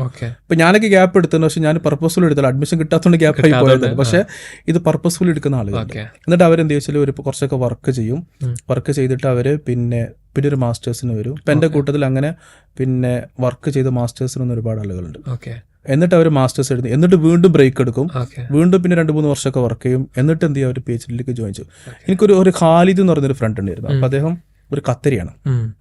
അപ്പോൾ ഞാനുള്ള സമയത്ത് അദ്ദേഹം ഖത്തർ പെട്രോളിയത്തിൽ മറ്റെന്തോ വർക്ക് ചെയ്യണം. അപ്പോൾ വർക്ക് ചെയ്ത് ഒരുപാട് 8-10 വർഷത്തിന് മുമ്പ് ഒരു വർക്കൊക്കെ ചെയ്ത് അത്യാവശ്യം നന്നായിട്ട് സമ്പാദിച്ച് പിന്നെ എന്നിട്ട് നല്ല വലിയ കാറെന്നൊക്കെ വാങ്ങി, എന്നിട്ട് മൂപ്പര് ജോലി തൽക്കാലത്തേക്ക് ലീവ് എടുത്ത് മൂപ്പര് PhD ജോയിൻ ചെയ്തു. അപ്പോൾ ഇനി മൂപ്പര് അപ്പോൾ ലൈഫൊക്കെ സെറ്റിൽ ആയതിൻ്റെ ശേഷമൊക്കെയാണ് മൂപ്പര് എന്ത് ചെയ്യുന്നത്. അത് ഇത് യൂറോപ്പിലൊക്കെ ഇത് ഭയങ്കര വ്യാപകമാണ് ഈ സാധനം. യൂറോപ്പിൽ ഓൾറെഡി ഉണ്ട് ഈ സാധനം ഭയങ്കര വ്യാപകം. അത് അതായത് അവർ നമ്മളെപ്പോലെ ഇങ്ങനെ അത് 25 വയസ്സാകുമ്പോഴേക്കും PhD കയ്യിൽ കിട്ടണം എന്നുള്ള ചിന്തയിലല്ല. അത് ഇതൊക്കെ നമുക്ക് അത് ഒന്നാമത്തെ സാധനം നമുക്ക് ഈ ഫെലോഷിപ്പുകൾ അവൈലബിൾ ആയ സ്ഥിതിക്ക് നമുക്കിത് ഭയങ്കര ഈസിയാണ്. ഇപ്പൊ ഞാനിപ്പോൾ 2021 എൻ്റെ മാസ്റ്റേഴ്സ് കഴിയുന്നത്. ഞാൻ 2021 മുതൽ ഞാൻ PhD അപ്ലൈ ചെയ്യുന്നുണ്ട്. പക്ഷെ എനിക്ക് അഡ്മിഷൻ കിട്ടിയില്ല. 2025 എനിക്ക് PhD കിട്ടുന്നത്. 4 years എനിക്കൊരു ഗ്യാപ്പ് ഉണ്ട്. അപ്പം ഞാൻ ഫസ്റ്റ് PhD ചെയ്യേണ്ടെന്നൊക്കെ വിചാരിച്ചിരുന്നു. കാരണം നമ്മൾ ഈ ഒരു 19 to 21 ഈ മാസ്റ്റേഴ്സ് അത്രയും ഭയങ്കര ഒരു ഹാർഡ് മാസ്റ്റേഴ്സ്, ഭയങ്കര റിഗറസ് കോഴ്സ് വർക്കും പേപ്പർ. അപ്പോൾ ഞാൻ കരുതി ഇനിയിപ്പോൾ വർക്കിനൊക്കെ പോയാൽ മതി, നമുക്ക് എന്ത് ചെയ്യണ്ട PhD ചെയ്യേണ്ട എന്നുള്ളൊരു ഉദ്ദേശം. പിന്നെ ഒരു പുനർവിചിന്തനം വന്നിട്ടാണ് പിന്നെ നമ്മൾ ഒരു 2021 അങ്ങനെ ആ സമയത്ത് കുറച്ച് അപ്ലൈ ചെയ്തു, സീരിയസ് അപ്ലിക്കേഷനും ചെയ്തില്ല, കിട്ടിയാൽ പോകുക എന്നുള്ളൊരു ഉദ്ദേശമല്ലേ. ഇതിൽ ഒരു നേരത്തെ വിട്ടുപോയ ഒരു പോയിന്റ് ചോദിക്കാനുള്ളത്, നമ്മളെ നാട്ടിൽ സാധാരണ ഡിഗ്രി കഴിഞ്ഞിട്ട് ജോലിക്ക് പോകാന്ന് പറയുന്നത് സാധാരണ പോകാറുള്ളത് എന്തിനാന്ന് വെച്ചാൽ ഒന്നെങ്കിൽ എഞ്ചിനീയേഴ്സ് ആയിരിക്കും, അതല്ലെങ്കിൽ ഏതെങ്കിലും ഒരു പ്രൊഫഷണൽ കോഴ്സ് കഴിഞ്ഞവരായിരിക്കും. BBA-കാരും ഒക്കെ ചിലപ്പം പോയേക്കാം, അല്ലെ ലോ പഠിച്ചവരൊക്കെ. ഈ പിന്നെ ഹ്യൂമാനിറ്റീസ് ബാക്ക്ഗ്രൗണ്ടിൽ നിന്ന് വരുന്നവരെ അവരെന്ത് ജോലിക്കാണ് ഈ ഡിഗ്രി കഴിഞ്ഞിട്ട് പോകുന്നത് ഈ നിന്റെ കൊളീഗ്സ്? അതായത് പിന്നെ എൻ്റെ ഈ ജോർജ് ടൗണിലൊക്കെ പഠിക്കുന്ന ചില സുഹൃത്തുക്കളുണ്ടായിരുന്നു. കൊളീഗ്സിൽ നമ്മൾ ആ ഖത്തർ എഡ്യൂക്കേഷൻ സിറ്റി എന്നുള്ളത് ഭയങ്കര രസമുള്ള അറ്റ്മോസ്ഫിയർ. ഏകദേശം 90 രാജ്യങ്ങളിലെ സ്റ്റുഡൻസ് ആ സിറ്റിയിലുണ്ട്. അതായത് യൂണിവേഴ്സിറ്റി വ്യത്യസ്തമാണെങ്കിലും ഇവരെ ഹോസ്റ്റലൊക്കെ സെയിം ആയിരിക്കും. അപ്പോൾ ഇതൊരു ക്യാമ്പസ് പോലെ ആയിരിക്കും, ഭയങ്കര രസമുള്ള ക്യാമ്പസാണ്. അതായത് ഇപ്പം നമ്മൾ ഭക്ഷണം കഴിക്കാൻ പോകുന്ന സമയത്ത് ഒരുപാട് യൂണിവേഴ്സിറ്റികളിലെ ഈ 9 യൂണിവേഴ്സിറ്റിയിലെ സ്റ്റുഡൻസും അത് 90 രാജ്യങ്ങളിലെ സ്റ്റുഡൻസ് ആയിരിക്കും. അപ്പോൾ അതിൽ വ്യത്യസ്ത UG PG PhD ചെയ്യുന്നവരെല്ലാവരും ഉണ്ടാവും. അപ്പോൾ അതിൽ എനിക്ക് ഭയങ്കര രസം തോന്നിയൊരു സംഗതി എന്താണെന്ന് വെച്ചാൽ ഈ ജോർജ് ടൗൺ യൂണിവേഴ്സിറ്റിയിൽ നിന്ന് നോർത്ത് വെസ്റ്റേൺ എന്നൊക്കെ ബാച്ചിലേഴ്സ് കഴിഞ്ഞ ആളുകൾ. ഇപ്പോൾ നോർത്ത് വെസ്റ്റേണിൽ ഞാൻ നേരത്തെ പറഞ്ഞു മീഡിയ സ്റ്റഡീസ് ഒക്കെ കഴിഞ്ഞായിരുന്നു. അപ്പോൾ മീഡിയ സ്റ്റഡീസിൽ ഒരു BA mass communication BA communication ചെയ്ത ആളുകളൊക്കെ അവർ BBC-യിലേക്കോ അല്ലെങ്കിൽ പിന്നെ അൽ ജസീറയിലേക്കോ അങ്ങനത്തെ പ്രധാനപ്പെട്ട ചാനലിലേക്ക് അവർക്ക് ജോബ് കിട്ടുന്നുണ്ട്. അതേപോലെ തന്നെ ഈ നോർത്ത് വെസ്റ്റ് ജോർജ് ടൗൺ എന്നൊക്കെ ഈ കൊമേഴ്സ് ഹിസ്റ്ററി പൊളിറ്റിക്കൽ സയൻസ് കഴിഞ്ഞ ആളുകളൊക്കെ മെക്കൻസി പോലത്തെ ഇന്റർനാഷണൽ കമ്പനികളുടെ പിന്നെ കൺസൾട്ടൻ്റ് ആയിട്ടൊക്കെ അവർ എന്ത് ചെയ്യുന്നുണ്ട്, അവർ ജോയിൻ ചെയ്യുന്നുണ്ട്. അപ്പോൾ അതെനിക്ക് ഭയങ്കര കൗതുകമാണ്. കാരണം നമ്മുടെ നാട്ടിലൊക്കെ ഹ്യൂമാനിറ്റീസ് ഡിഗ്രി എടുത്ത് കഴിഞ്ഞാൽ പിന്നെ PhD കഴിഞ്ഞ് അധ്യാപകനാവുക എന്നുള്ളതാണ്, അല്ലെങ്കിൽ PSc കിട്ടിയിട്ട് എന്തെങ്കിലും ചെയ്യുക എന്നുള്ളതാണ്. പക്ഷെ അതിനപ്പുറത്തേക്ക് അവർക്ക് മക്കൻസി എന്നൊക്കെ പറഞ്ഞല്ലോ വേൾഡിലെ ഭയങ്കര റെപ്യൂട്ടഡ് ആയിട്ടുള്ള മൾട്ടിനാഷണൽ കമ്പനീസാണ്. പക്ഷെ അവരൊക്കെ അവിടുത്തെ പ്രധാനപ്പെട്ട കൺസൾട്ടൻ്റ് ആയിട്ട് പിന്നെ മക്കൻസിക്കൊക്കെ ഒരുപാട് ഓപ്പർച്യൂണിറ്റീസ് ഉണ്ട്. മീൻസ് പ്രത്യേകിച്ച് സോഷ്യൽ സയൻസ് ഹ്യൂമാനിറ്റീസ് പഠിച്ച ക്ലൗഡി ഉണ്ടല്ലോ ആന്ത്രോപിക്സിന്റെ, അതിന്റെ എത്തിക്സ് ഡിപ്പാർട്ട്മെന്റിൽ വർക്ക് ചെയ്തിരുന്ന ഒരാള്, ഞാൻ ആള് റിസൈൻ ചെയ്തതായിട്ട് ഒരു അക്കാഡമിഷ്യനെ കണ്ടു. ആള് ബാക്ക്ഗ്രൗണ്ട് BA ഹിസ്റ്ററിയാണ്, പിന്നെ PhD ഹിസ്റ്ററിയാണ്. അപ്പോൾ നമ്മൾ കോർപ്പറേറ്റ് സെക്ടറിലും ഹ്യൂമാനിറ്റീസ് പഠിച്ചവർക്ക് നല്ല ഓപ്പർച്യൂണിറ്റീസ് ഉണ്ട്. ഇത് ഇന്ത്യയിലൊരു ഭയങ്കര ഒരു ഭയങ്കര ഒരു എക്സാമ്പിളാണ്. അയാൾ PhD ഹിസ്റ്ററി ആണല്ലോ. പക്ഷെ അയാൾ ലോകം പിന്നെ ശരിക്കും നമ്മുടെ നാട്ടിലൊക്കെ PhD ഹിസ്റ്ററി കഴിഞ്ഞ ഒരാൾ ഡിപ്ലോമാറ്റ് എന്ന് പറയുന്നത് മീൻസ് നമ്മൾ IFS പോലത്തെ ഒരു സാധനം അല്ലല്ലോ, UN പോലത്തെ ഒരു സാധനത്തിലൂടെ കയറി വരികയാണല്ലോ. അയാൾ ഭയങ്കര നല്ല ഹിസ്റ്റോറിയനാണ്, പക്ഷെ അത് നല്ല അക്കാഡമിഷ്യനാണ്. പിന്നെ അയാളുടെ കരിയർ കിടക്കുന്നത് ഡിപ്ലോമസി അഡ്മിനിസ്ട്രേഷനിലാണ്. ഇതിൽ ഇന്ത്യയിൽ യൂസ്ലെസ് കോഴ്സസ് ഇൻ ഇന്ത്യ എന്ന് പറയുന്നതിൽ കൗണ്ട് ചെയ്യുന്നതിൽ നേരത്തെ പറഞ്ഞല്ലോ മാസ് മീഡിയ കഴിഞ്ഞ ആള് അൽ ജസീറയിലും BBC-യിലൊക്കെ പോകുന്നുണ്ടെന്ന്.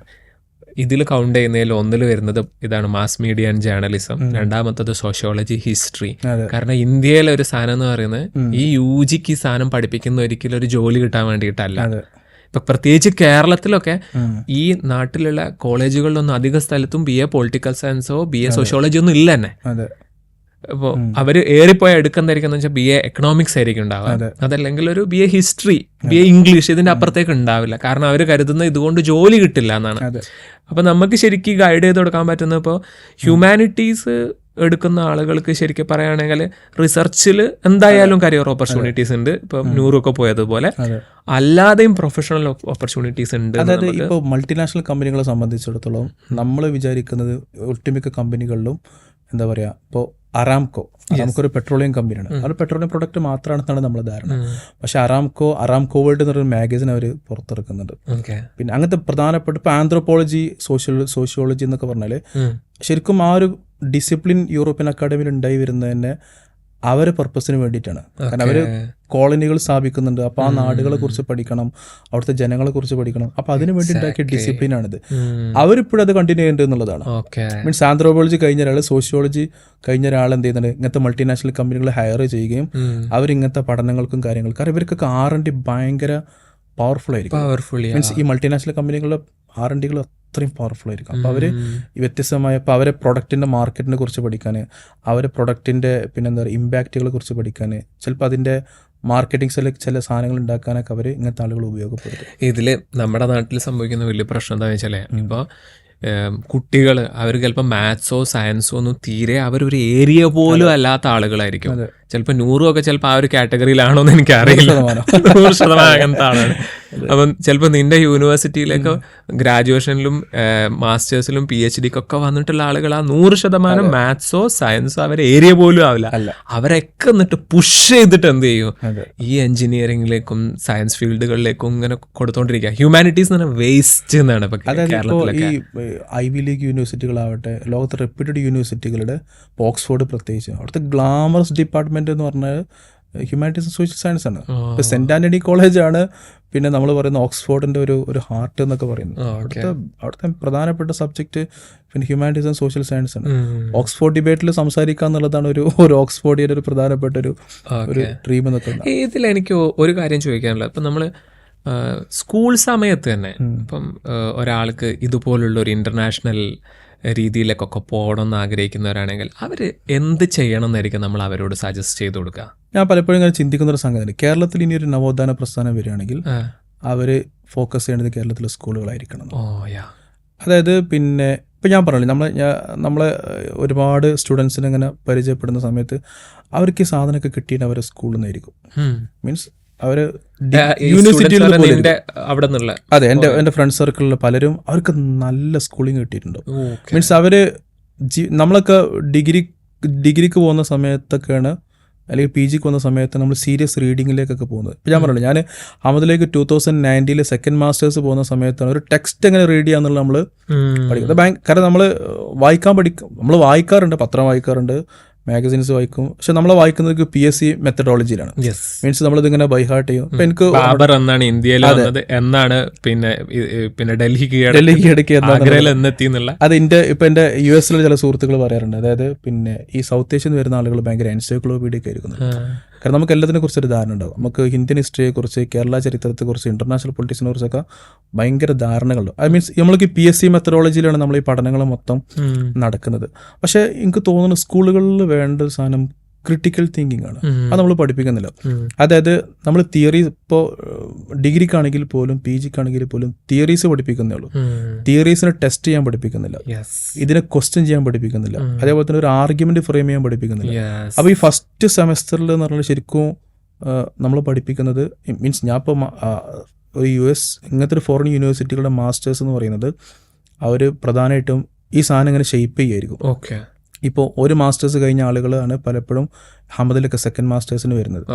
അപ്പോൾ അവർ കാര്യമായിട്ട് പഠിപ്പിക്കുന്നത് ടെക്സ്റ്റ് റെഡി ചെയ്യിപ്പിക്കാനും മറ്റതൊക്കെയാണ്. പക്ഷെ അത് നമുക്ക് മാത്രമേ അത് ഭയങ്കര ബുദ്ധിമുട്ടാവുന്നുള്ളൂ. കാരണം നമ്മൾ ഈ ട്രെയിനിങ് നമുക്ക് കിട്ടിയിട്ടില്ല. എനിക്ക് സ്കൂളുകളിൽ ഈ PSC മെത്തഡോളജി ഇപ്പം നമ്മൾ ഇന്ത്യയിലുള്ള ഏകദേശം എല്ലാ കോമ്പറ്റേറ്റീവ് എക്സാമിൻ്റെ രീതി അങ്ങനെ തന്നെയാണ്. പിന്നെ നീറ്റ് ആവട്ടെ, പിന്നെ CUET എല്ലാം ഒരു എല്ലാം ഈ ഒരു ബൈഹാർട്ട് ചെയ്യുക, പഠിക്കുക. എത്രത്തോളം വെച്ചാൽ UPSC പോലും പിന്നെ ഒരു ഇപ്പോൾ ഷാവലി ശ്രദ്ധിച്ചിട്ടുണ്ടല്ലോ, ഇപ്പൊ JEE റാങ്ക് കിട്ടി 2 കുട്ടികളെ പിന്നെ സോഷ്യൽ മീഡിയയിൽ ഭയങ്കരമായിട്ട് ട്രോൾ ചെയ്തിരുന്നു, ഒരു ബീഹാറിലുള്ള. കാരണം അവർക്ക് എന്താ വെച്ചാൽ ഇതൊന്നും ചെയ്യാൻ കഴിയുന്നില്ല, എന്താണ് സംസാരിക്കാൻ കഴിയുന്നില്ല. കാരണം അവർ അത്രയും ഇങ്ങനെ ഈ ബൈഹാർട്ട് ചെയ്ത് ഇങ്ങനെ പഠിച്ച് അങ്ങനെ ഒരു രീതിയിൽ നമ്മൾ എന്താ പറയുക, അത് കോമ്പറ്റേറ്റീവ് എക്സാമിൻ്റെ പേപ്പറുകളിൽ ജനറൽ നോളജ് ഉണ്ടാകും, ആപ്റ്റിറ്റ്യൂഡ് ടെസ്റ്റ് ഉണ്ടാകും, ലോജിക് ഉണ്ടാകും. പക്ഷെ അതുകൊണ്ട് ഒരാളെ തിങ്കിങ് കപ്പാസിറ്റി അളക്കാൻ പറ്റില്ല. മീൻസ് ഒരാൾക്ക് എത്രത്തോളം ഒരു സോഷ്യൽ കോഴ്സിന് ഒരാൾക്ക് എത്രത്തോളം അഡ്രസ്സ് ചെയ്യാൻ പറ്റുന്നൊന്നും അതിൽ നമുക്ക് അളക്കാൻ പറ്റില്ല. അപ്പോൾ ഈ സാധനം എനിക്ക് തോന്നുന്നു സ്കൂളുകളിൽ തന്നെ ഈ സാധനങ്ങൾ ഇങ്ങനെ കൊണ്ടുവരും. ഈ ഒരു ഹാബിറ്റ് നമ്മൾ സ്കൂളുകളിൽ നിന്ന് നമ്മൾ കൊണ്ടുവരും. അപ്പോൾ കേരളത്തിൽ ഇങ്ങനെ നവോത്ഥാന പ്രസ്ഥാനം അവർ ആദ്യം ശ്രദ്ധിക്കേണ്ടത് സ്കൂളുകളായിരിക്കും. ഞാൻ ഇത് പറഞ്ഞപ്പോൾ ഞാൻ ഇന്ത്യയിലെ നല്ല ടോപ്പ് സ്കൂളുകൾ കുറേ എണ്ണം വിസിറ്റ് ചെയ്തിട്ടുണ്ട്. ഇപ്പോൾ എക്സാമ്പിൾ പറയുകയാണെങ്കിൽ ഊട്ടിയിലെ ഗുഡ് ഷെപ്പേർഡ്, കൊടൈക്കനാൽ ഇന്റർനാഷണൽ, ഇങ്ങനത്തെ ഈ സ്കൂളുകളിലൊക്കെ പോയപ്പോൾ എനിക്ക് ഒരു കാര്യം മനസ്സിലായി. അവിടെയൊക്കെ വരുന്നതെന്ന് വെച്ചാൽ ഇന്ത്യയിലെ ടോപ്പ് എലീറ്റ്സ് ആണ് വരുന്നത്. എലീറ്റ്സ് എന്ന് പറഞ്ഞാൽ നമ്മൾ കാണാത്തൊരു എലീറ്റ്സ് ഉണ്ട്. അപ്പം ഞാൻ ആ കുട്ടികളോടൊക്കെ സംസാരിക്കുന്ന നേരം ആ കുട്ടികളുടെ ഡ്രീമിൽ എവിടെ ഇന്ത്യയിലൊരു IIT-യോ IIM-ഓ ISC ഒന്നുമില്ല. അവർ ഡയറക്റ്റ് ഇവിടെ നിന്ന് പഠിക്കുന്നു, +2 കഴിഞ്ഞിട്ട് US-ലാണ്, പിന്നെ അവിടേക്ക് ഫാമിലി തന്നെ റീലൊക്കേറ്റ് ചെയ്യാണ്. അപ്പം ഞാൻ ഈ കുട്ടികളുടെ സിലബസ് നോക്കുന്ന സമയത്ത് മനസ്സിലായ എന്താ വെച്ചാൽ സിലബസിലെ സബ്ജക്റ്റ് കോമ്പിനേഷൻ തന്നെ ഭയങ്കര ഡിഫറെൻ്റാണ്. ഇവിടെ ഇപ്പോൾ ഹ്യൂമാനിറ്റീസ് എടുക്കുന്ന ആൾക്ക് മാത്സ് എടുക്കാൻ പറ്റൂല. അപ്പോൾ NEP അനുസരിച്ച് പറ്റുമെങ്കിലും ഇപ്പോഴും കേരള സിലബസ് അനുസരിച്ച് പറ്റില്ല. അവിടുത്തെ സബ്ജക്ട് കോമ്പിനേഷൻ ക്ലിയർ ആയിട്ട് സയൻസ്, കൊമേഴ്സ്, ഹ്യൂമാനിറ്റീസ് എന്നല്ല, അല്ലാതെ നിങ്ങൾക്ക് അതിൽ നിന്നൊരു കോമ്പിനേഷൻ ചൂസ് ചെയ്യുക. അതിൽ തന്നെ റീഡ് ചെയ്യുന്നത് ഇപ്പോൾ സോഷ്യോളജിയിൽ എൻ്റെ ഫ്രണ്ട് ടീച്ചറായിട്ട് ഒരു ടൈംസ് സ്കൂളിലുണ്ട് ഡൽഹിയിൽ. അപ്പോൾ ഞാൻ അവരോട് സ്കൂളിൻ്റെ കാര്യങ്ങൾ അന്വേഷിച്ച സമയത്ത് മനസ്സിലായ ആ +1 +2 സമയത്ത് തന്നെ എന്തുണ്ട്, പല ഒറിജിനൽ ടെക്സ്റ്റുകളും പഠിപ്പിക്കുന്നത്. ഇപ്പോൾ നിങ്ങൾ കാൾ മാർക്സിനെ കുറിച്ച് നമ്മൾ സ്കൂളിൽ പഠിക്കുന്നുണ്ടെങ്കിലും കാൾ മാർക്സ് എഴുതിയ ആ ബുക്ക് നമ്മൾ വായിക്കുന്നില്ല, ആ ഡിഗ്രി സമയത്ത് പോലും വായിക്കുന്നില്ല. പക്ഷേ ഈ സ്കൂളിൽ നിന്ന് തന്നെ അത് പഠിപ്പിക്കുന്നുണ്ട്. അപ്പോൾ ഇനി സയൻസിൻ്റെതാണെങ്കിൽ സയൻസിൻ്റെ ആ ഒരു കുറേ ഫാക്റ്റ് പഠിപ്പിക്കുന്നതിന് അപ്പുറം ഒന്നുകൂടി ഒരു ക്യൂരിയസ്നെസ് ക്രിയേറ്റ് ചെയ്യാൻ പറ്റുന്ന സിലബസുകൾ സ്കൂളിൽ പഠിപ്പിക്കുന്നുണ്ട്. അപ്പം നമുക്ക് മിസ്സായി പോകുന്നത് ചിലപ്പോൾ നമ്മൾ സ്റ്റേറ്റ് സിലബസുകളും ടു ആൻ എക്സ്റ്റെൻറ്റ് CBSE-യും ഒരു കണ്ടന്റ് അബ്സോർബ് ചെയ്യാന്ന് പറഞ്ഞ രീതി. അതെ, നമ്മളൊരു മെത്തേഡ് അങ്ങനെ. ഇപ്പൊ ഞാനിപ്പോ എനിക്ക് ടീച്ചിങ് ഉണ്ട് ഹംബോൾട്ടിൽ.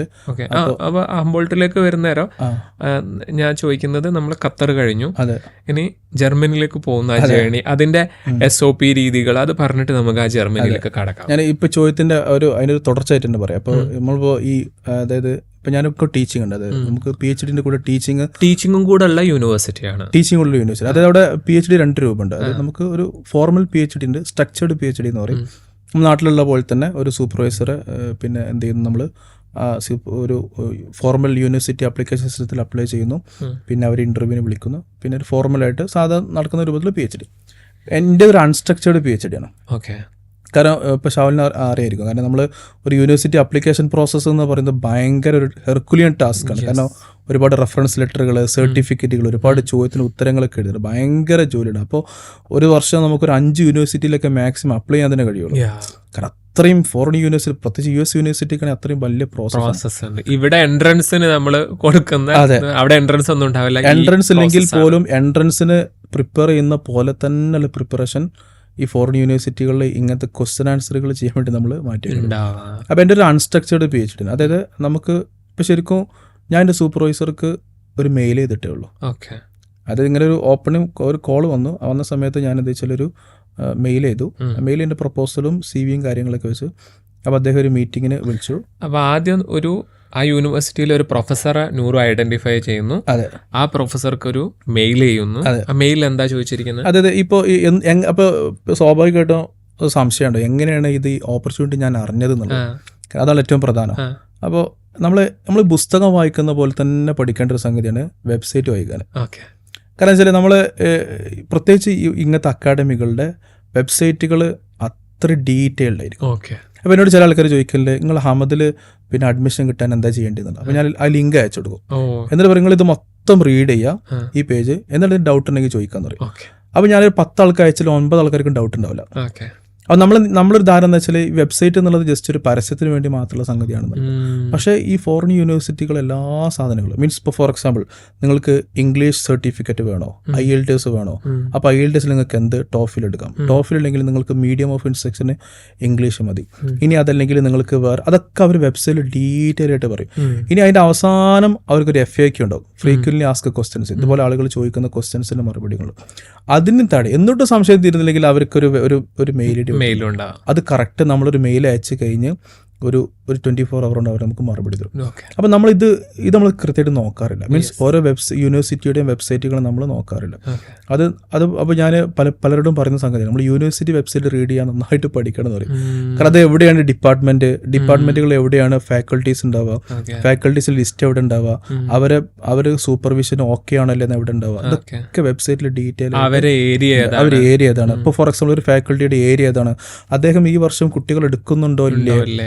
അപ്പോൾ ചിലപ്പോൾ അവർ പ്രത്യേകം പറഞ്ഞിടണം, എനിക്കിപ്പോൾ ഇങ്ങനെ പ്രോജക്റ്റ് ഉണ്ട്, അപ്പോൾ ഈ പ്രോജക്റ്റിൽ എനിക്ക് ഒരാളെ വേണം. ഞാൻ അങ്ങനെ കണ്ടൊരു സാധനമാണ്. അപ്പോൾ അയാൾക്കൊരു പ്രോജക്റ്റ് ഉണ്ട്, ആ പ്രോജക്റ്റിലേക്ക് ഇങ്ങനെ വേണമെന്നുണ്ടപ്പോൾ സ്വാഭാവികമായിട്ടും ചിലപ്പോൾ ഷെയർ ചെയ്യും ചില ആളുകൾ. അപ്പോൾ നമ്മൾ ഈ സുഹൃത്ത് വലയത്തിലുള്ള ആളുകൾ അത് ഷെയർ ചെയ്യും. അങ്ങനെ ഷെയർ ചെയ്ത് അപ്പോൾ ഈ ഒരു ഓപ്പർച്യൂണിറ്റിൻ്റെ പ്രത്യേകം എന്താ വെച്ചാൽ ഇത് ആരെ ഷെയർ ചെയ്തത് പോലും എനിക്ക് ഓർമ്മയില്ല. കാരണം ഞാൻ പിന്നെ അങ്ങനെ നോക്കി, സാധാരണ 2-3 വാട്സപ്പ് ഗ്രൂപ്പൊക്കെ ഉണ്ട്, അതിലൊന്നും വന്നിട്ടില്ല. അപ്പോൾ എവിടെ നിന്ന് കിട്ടിയെന്ന് എനിക്കറിയില്ല, എവിടെ വന്നിട്ടുണ്ട്. അപ്പോൾ ഞാൻ എന്താ വെച്ചാൽ അത് പിന്നെ എനിക്ക് ഇൻട്രസ്റ്റിംഗ് ആയിട്ടുള്ള, പിന്നെ PhD സംബന്ധിച്ച് ഷാവലിന് അറിയില്ല, അത് ഈ സൂപ്പർവൈസറുടെ ഇൻട്രസ്റ്റും വളരെ പ്രധാനമാണ്. കാരണം അദ്ദേഹത്തിൻ്റെ ഒരു ഗ്യാപ്പ് ഫില്ല് ചെയ്യാനാണ് അദ്ദേഹം ഒരു PhD-കാരനെ എടുക്കുന്നത്. നമ്മുടെ നാട്ടിലത്തെ പോലെ ഒരു പ്രാവശ്യം 4 വേക്കൻസി ഉണ്ട്, അതുകൊണ്ട് നിങ്ങൾ എല്ലാവരും അപ്ലൈ ചെയ്തോളൂ, അങ്ങനത്തെ ഒരു രീതിയില്ല. അയാൾക്ക് ഇൻട്രസ്റ്റ് ആവണം, അയാൾക്കൊരു പ്രോജക്റ്റ് ഉണ്ടായിരിക്കണം, അയാൾക്ക് ഫണ്ട് ഉണ്ടായിരിക്കണം. കാരണം ഫാക്കൾട്ടീസിന് പ്രത്യേകിച്ച് ഫണ്ടുകളുണ്ടാവും, ചില സ്പെസിഫിക് ഫണ്ടുകൾ. ഷാവലിന് ചിലപ്പോൾ ചില പ്രോജക്റ്റ് ഉണ്ട്, ആ പ്രോജക്റ്റിന് ഫണ്ട് ഉണ്ട്. അപ്പോൾ അതൊക്കെ അറിയാന്നുള്ളത് ചിലപ്പോൾ ഒരു നോർമൽ വെബ്സൈറ്റിൻ്റെ രീതിയിലൊന്നും. അപ്പോൾ അതിൻ്റെ ആ ഫാക്കൾട്ടീൻ്റെ പ്രൊഫൈലായിരിക്കും ഈ സാധനം ഉണ്ടാവും. അപ്പോൾ ഞാൻ അദ്ദേഹത്തിന് മെയിലാണ് ചെയ്യുന്നത്. അപ്പോൾ മെയിൽ ചെയ്തു. അപ്പോൾ പിന്നെ അതിൻ്റെ ശേഷം മൂപ്പര് ഇന്റർവ്യൂവിന് മെയിൽ എന്തൊക്കെ ആഡ് ചെയ്തിരിക്കുന്നത് ഒന്നുമില്ല, ഞാൻ എന്നെ പരിചയപ്പെടുത്തി, ജസ്റ്റ് ഞാൻ എങ്ങനെയാണ്. പിന്നെ എൻ്റെ CV ഉണ്ട്, CV കൊടുത്തു. പിന്നെ SOP ഒന്നും കൊടുത്തിട്ടില്ല. പിന്നെ പ്രപ്പോസൽ, ഇത് മാത്രമേ കൊടുത്തുള്ളൂ. പ്രപ്പോസൽ എന്ത് ഏരിയയിലാണ് നിങ്ങൾക്ക് ചെയ്യാൻ പറ്റുക, അത് എന്ത് ഏരിയ. പിന്നെ യൂറോപ്യൻ അക്കാഡമിയെ സംബന്ധിച്ചിടത്തോളം US അക്കാഡമിയിലേക്ക് നമുക്ക് പോകാൻ നമുക്കൊരു ജസ്റ്റ് ഒരു ലാർജർ ഐഡിയ ഉണ്ടായാൽ മതി. പിന്നെ 2 വർഷത്തെ കോഴ്സ് വർക്ക് കൊണ്ട് നമ്മൾ ഒരു പ്രപ്പോസൽ ഡെവലപ്പ് ചെയ്ത് പ്രപ്പോസൽ ഡിഫെൻഡ് ചെയ്യുക ചെയ്യുന്നത്. യൂറോപ്യൻ അക്കാഡമിയിലെ സമയത്ത് നമുക്ക് സ്ട്രോങ് പ്രപ്പോസൽ വേണം. അതായത് PhD ചെയ്യുന്നതിന് മുമ്പ് തന്നെ നമ്മൾ ഫസ്റ്റ് ചാപ്റ്റർ നമ്മൾ പ്രപ്പോസൽ ഉണ്ടായിരിക്കണം. അപ്പോൾ അത്രയും പിന്നെ ഒരു വെൽ പ്രിപ്പയർഡ് പ്രപ്പോസൽ യൂറോപ്യൻ അക്കാഡമിയിലേക്ക് നിർബന്ധമാണ്.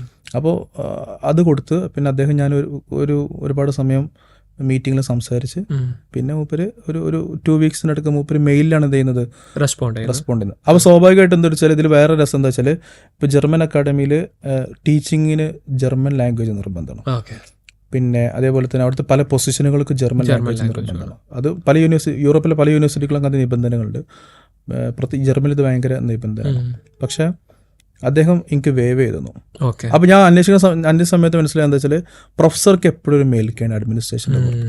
അത് ജർമ്മനിയിൽ പ്രത്യേകിച്ചും അതായത് പ്രൊഫസർക്ക് ഒരു അവിടുത്തെ ഒരു ജഡ്ജിൻ്റെ ഒക്കെ ഒരു പ്രോട്ടോകോളാണ്. അതായത് ഒരു പ്രൊഫസറുടെ അപ്പോയിൻമെന്റിൽ ആ സിറ്റിയുടെ മേയർ വരെ എന്ത് ചെയ്തിരിക്കണം, ഹാജരായിരിക്കണം. പിന്നെ അദ്ദേഹത്തിന് എന്ത് ചെയ്യാൻ പറ്റുമെന്ന് വെച്ചാൽ ഇവരൊക്കെ എന്താ പറ്റും, സ്വാധീനിക്കാൻ പറ്റും.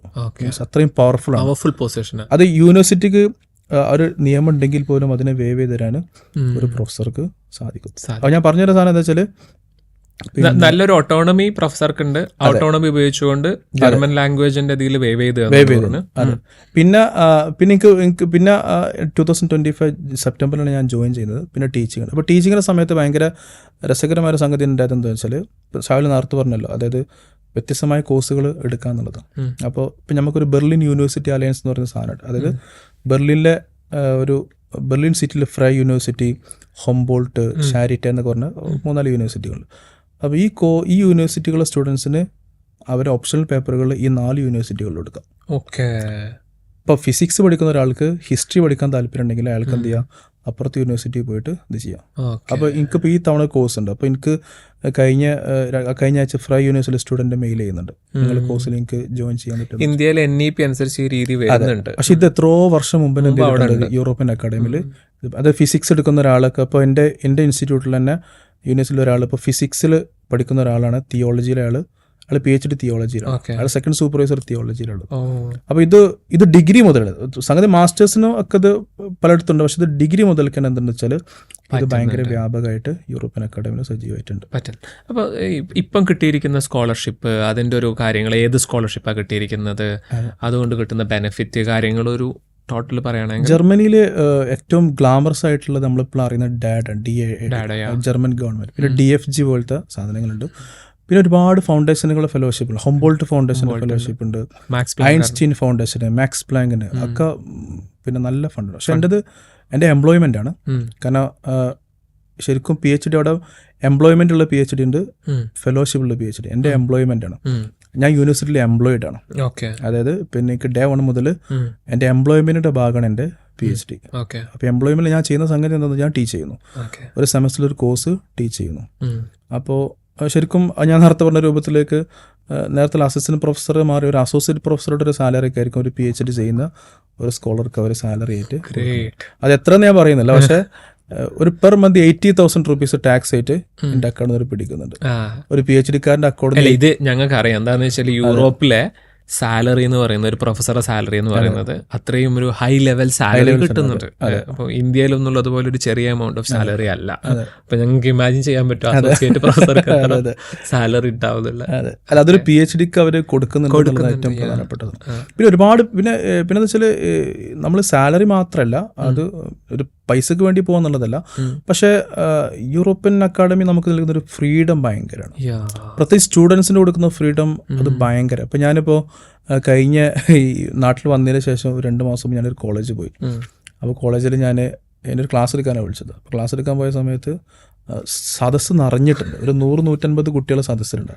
അപ്പോൾ ഞാൻ ഭയങ്കര പിന്നെ സോഷ്യോളജി ഡിപ്പാർട്ട്മെൻറ്റ് മറ്റാണ്. അപ്പോൾ ഞാനിങ്ങനെ ഭയങ്കരമായിട്ട് സോഷ്യോളജിയിലേക്ക് എത്ര ആളുകൾ വന്നിരിക്കുന്നുണ്ടോ എന്നൊക്കെ ഭയങ്കരമായിട്ട് എനിക്ക് അത്ഭുതമായി. അപ്പോൾ അവിടെ ഫസ്റ്റ് നടക്കുന്ന പ്രോസസ്സ് സ്വാഗത പ്രസംഗം മറ്റൊന്നല്ല, അറ്റൻഡൻസ് എടുക്കലാണ്. അത് 150 പേര് അറ്റൻഡൻസ് ആദ്യം തിരിച്ചു കുട്ടികളുടെ. അപ്പോൾ ഈ അറ്റൻഡൻസ് ഇവിടെ വന്നിരുന്നാലേ അറ്റൻഡൻസ് കിട്ടുള്ളൂ. എന്നിട്ട് ഞാൻ ആ സദസ്സിൽ സംസാരിക്കാൻ ഭയങ്കരമായിട്ട് ബുദ്ധിമുട്ടായി. കാരണം കുട്ടികൾ അറ്റൻഡൻസിലാണ് വന്നിരിക്കുന്നത്. അത് അവരെ സംബന്ധിച്ചോളം ഈ പറയുന്ന ആളോ പറയുന്ന സംസാരം ഒന്നും അവരെ കുട്ടികളെ കാര്യമല്ല പറഞ്ഞത്, ഞാൻ ഫാക്കൽറ്റിന്റെ കാര്യം പറയാം. ഈ AICT, അതായത് സെൻട്രൽ ഗവൺമെന്റിന്റെ AICT വർക്ക്ഷോപ്പ് കൊടുക്കാറുണ്ട്. ഇത് ഫാക്കൽറ്റി ഡെവലപ്മെന്റ് പ്രോഗ്രാംസ് കൊടുക്കും വർഷത്തിലും. അപ്പോൾ ഞാനൊരു വർക്ക്ഷോപ്പിന് അറ്റൻഡ് ചെയ്തു കൊല്ലത്ത് TKM കോളേജിൽ. അപ്പോൾ ഇത് അവിടെ നിന്നുള്ള റൂൾ എന്താണെന്നറിയാം, AICTന്റെ റൂള് ഓരോ 1 hourലും അറ്റൻഡൻസ് എടുക്കണം എന്നാണ് ഫാക്കൽറ്റീസിന്. അപ്പൊ എന്നിട്ട് അതിൽ 100% അറ്റൻഡൻസ് ഉള്ളവർക്ക് സർട്ടിഫിക്കറ്റ് കിട്ടും. പക്ഷെ അവർ അതിൽ ചെറിയ വേവ് ചെയ്ത് കൊടുക്കും. പക്ഷെ ഫാക്കൽറ്റിയാണ്, അതായത് 40, 45, 50 വയസ്സുള്ള ആൾക്കാർ ഇങ്ങനെ വന്നിരിക്കുന്നു. അവർ ഓരോ മണിക്കൂറിലും അറ്റൻഡൻസ് എടുത്തിട്ട് എന്നിട്ട് ക്ലാസ്. ഈ ഒരു രീതി ഉണ്ടല്ലോ, ഇത് ഭയങ്കര. ഇപ്പൊ നമ്മൾ ജർമ്മനിലൊരു ലോ എന്താന്ന് വെച്ചാൽ ഇപ്പൊ UG സ്റ്റുഡൻസിന് പോലും ഫാക്കൽറ്റിക്ക് കുട്ടികളെ കമ്പൽ ചെയ്യാൻ പാടില്ല. അതായത് ക്ലാസ്സിൽ അറ്റൻഡൻസ് ഓൾറെഡി ഇല്ല, അറ്റൻഡൻസ് പരിപാടിയല്ല. അതായത് 75% മാർക്ക് കിട്ടിയാലേ നിങ്ങൾക്ക് എക്സാം എഴുതാൻ പറ്റുള്ളൂ എന്നുള്ളൊരു റൂളേ അല്ല. ഇനി അഥവാ ഒരാളൊരു ഫാക്കൽറ്റി, ഇപ്പം ഞാനിപ്പോൾ പഠിപ്പിക്കുന്ന സമയത്ത് നാളെ മുതൽ ക്ലാസ്സിൽ വരലും നിർബന്ധമാണെന്ന് പറഞ്ഞാൽ അയാൾക്ക് സസ്പെൻഷനാണ്. അതായത് അവർ പറയുന്ന സാധനം എന്താണെന്ന് വെച്ചാൽ ഇതൊരു ഇന്റലക്ച്വൽ അത് ഓരോരുത്തരുടെയും ഇൻഡിപെൻഡൻ്റ് ആയ സാധനമാണ്. അത് അതിൽ കൈ കടത്തരുത് എന്നുള്ളതാണ്. പക്ഷെ വേറെ രസം എന്താ വെച്ചാൽ ക്ലാസ്സിൽ ആരും വരാതിരിക്കില്ല. കാരണം താല്പര്യമുള്ള ആളുകൾ മാത്രമേ വരുള്ളൂ. 60 ആൾ ക്ലാസ് ഒന്നും ഉണ്ടാവില്ല, ഒരു 10-20 ആളുകളായിരിക്കും. പക്ഷെ അവർ ഭയങ്കര സീരിയസ് ആയിരിക്കും. അവർ ഈ പർപ്പസിന് വേണ്ടി മാത്രം വരുന്നവർ. ഒരാൾക്ക് തോന്നുകയാണ് ഇപ്പോൾ ക്ലാസ്സിൽ ഈ ക്ലാസ് ഇപ്പോൾ ഒന്ന് ബോറാണ് തോന്നിക്കഴിഞ്ഞാൽ ആൾക്ക് പുറത്തിറങ്ങിപ്പോ. അങ്ങനെ ഫാക്കൽറ്റി എന്ത് ചെയ്യും, പ്രിപ്പയർ ചെയ്യും. അവര് വെറുതെ ഒന്നും പ്രിപ്പയർ ചെയ്യാതെ വരികയില്ല. ഞങ്ങൾക്ക് JNU എങ്ങനെയായിരുന്നു എന്ന് വെച്ചാൽ അവിടെ തീരെ അറ്റൻഡൻസ് ഇല്ല.